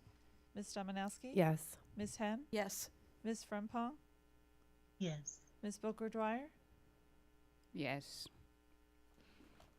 And Ms. Lichter? Yes. Thank you. Okay, So we are now on RST. Oh, Mr. McMillian, would you like to make a motion? Yes. What? I know. Wait. Do the motion during you, Mr. McMillian. Wait for you. Okay, you? All right, T. Oh, goodness gracious. Wait a second. I could teach kids how to read, but I can't seem to do this. All right. The next item on the agenda is information which includes the minutes of the, oh dear, it says my thing has dropped. Okay. The minutes of the February 24th, 2025 Southeast Area Education Advisory Council meeting, revised Superintendent's Rule 3160, 7240, and 7310, and an update on school legislation. Okay, that's T. Now we're on for U, which is board member comments, consideration of agenda items for future meetings. So if you have a comment or something you want considered, please raise your hand. Mr. McMillian. Okay, I put this in the chat. I move that we, the Baltimore County Board of Education, put together an ad hoc committee to investigate the feasibility of implementing a pilot of Mr. Jaffe's program within BCPS. Is there a second? Second, Stileski. Discussion. So you want to go? Or? I think it's more of a question, and I'm wondering if this falls within the operational realm of BCPS and not a governance realm. I believe we have a process for evaluating communities and community groups and organizations that want to partner with BCPS, and I'm not sure why we would supersede or engage in that process, particularly if it's not a governance function. Thank you. Other? I just have a point of information. If Mr. McMillian could speak to his motion, like reasoning behind your motion or what your intent is. Thank I you. think Mr. Jaffe's, deserves of, the respect to have the opportunity. The man keeps coming in here. Now, whether he's bouncing heads against, he doesn't know where to go, what to do. If we could come together and give him some direction. We have given him hours and hours, but go ahead, Superintendent Rogers. Yes, thank you.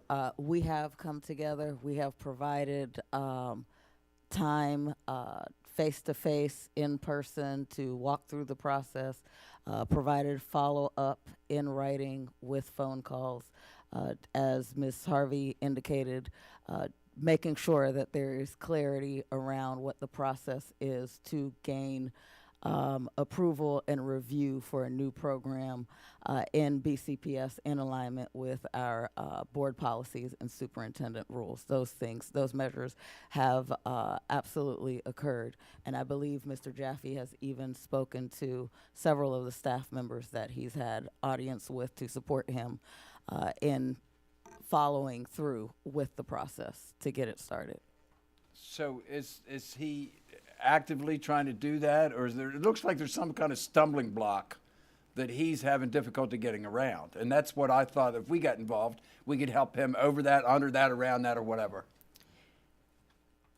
So I'm going to seek counsel, because I don't want to give too much information, but I will say that our expectation for Mr. Jaffe, as well as anyone who wants to start an activity in BCPS, requires an application to be filled. It requires it to be signed and submitted. It requires the appropriate training, the background checks. Those are the steps that we are requesting from Mr. Jaffe, which those are the exact same steps that we're requesting for any and all organization and partners who seek to have the opportunity to work directly with our students in alignment with board policy and superintendent rule. Are you aware if he started to implement this? Can I speak to that?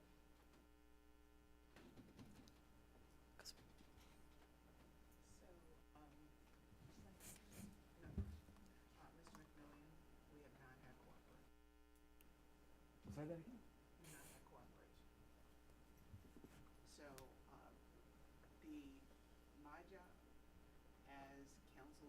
system is to make sure that I advise so the kids are safe. And if someone isn't willing to help me keep kids safe, then I don't want their program in the system. And that would be my advice to you as the board and to the superintendent. Okay. Can I withdraw my motion then? Yes, Okay. I do such. thank you. Did you still want to speak, Ms. Harvey? Are you okay? No. Okay. All right, so let's back to you, letter U. Anybody else have comments or consideration for agenda items? Please raise your hand. Ms. Stoleski. I just have a quick comment. I know that there's been a lot of communication about the school psychologist salary change. So whether it's through email communication or some kind of communication to, I guess, clarify for the public what's true, what's not true, in terms of the changes in compensation for the school psychologists. So it doesn't have to be done now, but because we've received a lot of communication about it, just a follow-up on that. Thank you. Thank you. Mr. McMillian. Can I ask Dr. Rogers a question in regards to that? To what yes, go ahead. When we discussed in our small budget meetings, you explained in detail the counseling piece of it, the counseling department chairs. But were the psychologists part of that? Yes. So we, maybe in your session, we only talked about the department chairs, but an analogous information is available for the psychologists, including the data that we used and the analysis and what will be available for students over the summer. So they get the same kind of package that the counselor department chairs got? Similar, a little different. The annual stipend is higher where the number of summer days is reduced. Thank you. But similar. Ms. Domanowski? Yes, I think last meeting we had a small discussion on the SLP, special education, that element of it. I was wondering if we could get an update on what's happening with our SLPs. I am receiving emails about the workload and amount, and if they're, are we still hiring, or is there a hiring freeze, or what's going on in that direction? A hiring freezes. We're doing an agenda item. Yeah. But I will just say we don't have a hiring freeze for SLPs. We'll put that on the record. Other comments or agenda items? Yes, Ms. Booker-Dwyer. It is Assistant Principals Week, and so I just wanted to recognize all the assistant principals. They're the unsung heroes of the schools. They kind of do a little bit of everything. So I just wanted to recognize that it is Assistant Principals Week. Thank you for that, Ms. Booker-Dwyer. Anyone else? Ms. Pumphrey. I know everyone's tired, but if I saved this, I would forget, so I'm going to say it now. I just wanted to thank Dr. Grimm, Mr. Bobby Wingard, and Ms. Liz Becker for leading my recent tour of the warehouse. And so intellectually, I realized because of the size of our school system, the many areas of the warehouse would be expansive. However, to see the of some of these areas in person was extraordinary. Copy and print, which was a relatively small area, but responsible for so much. All of our printed materials, signs, et cetera, at every school event was just incredible. I was able to see the area where student devices are repaired and refurbished, and again, just the vast number of devices and the number of people working on all of them at the same time was incredible. And just thinking about the logistics of it all made my brain hurt, to be honest. We have so many people hard at work to keep our system running. Everyone was happy to have a visitor. So if you're interested in seeing the sheer magnitude and expanse of the behind-the-scenes work and logistics in our system, I highly recommend a visit if you haven't already done so. Thank you. Thank you, Ms. Pumphrey. Ms. Harvey? Thank you, Madam Chair. I just wanted to thank the public for participation and your interest in the Board of Education and BCPS. I am encouraged by the data we're getting and the improvements we're seeing, and I'm also encouraged by different sectors of our community coming to make their thoughts and ideas known. Our community organizations, our Greek letter organizations, our elected officials, tonight Delegate Pastor and Delegate Phillips. It is meaningful to see that people are paying attention And I am appreciative of the fact that the message is really clear to stay focused on the students and the families that we serve here at BCPS. So thank you. Thank you, Ms. Harvey. And I'd just like to thank my colleagues. This has been a long evening. We've had lots of conversations, so I appreciate everyone's input and time tonight. And I'm just going to finish like I started. We must continue to focus on our collective efforts on supporting students and ensuring that every child in our system has the opportunity to thrive. Announcements, V, because we didn't get rid of V. The last item on the agenda is announcements. If you want to see us again, come tomorrow night to Westchester Elementary School. We will hold a public hearing on the Holly Manor Community Boundary Recommendation tomorrow, April 9th at 6:30 in the cafeteria at Westchester Elementary School. Registration, sign up to speak begins at 5:30 until 6:25. Our next board meeting will be on Tuesday, May 6th. We got a little break at 6:30 p.m. Everyone especially staff, have a wonderful and restful spring break. And thank you everyone for joining us tonight. And I hope everyone enjoys their spring break. The meeting is now adjourned.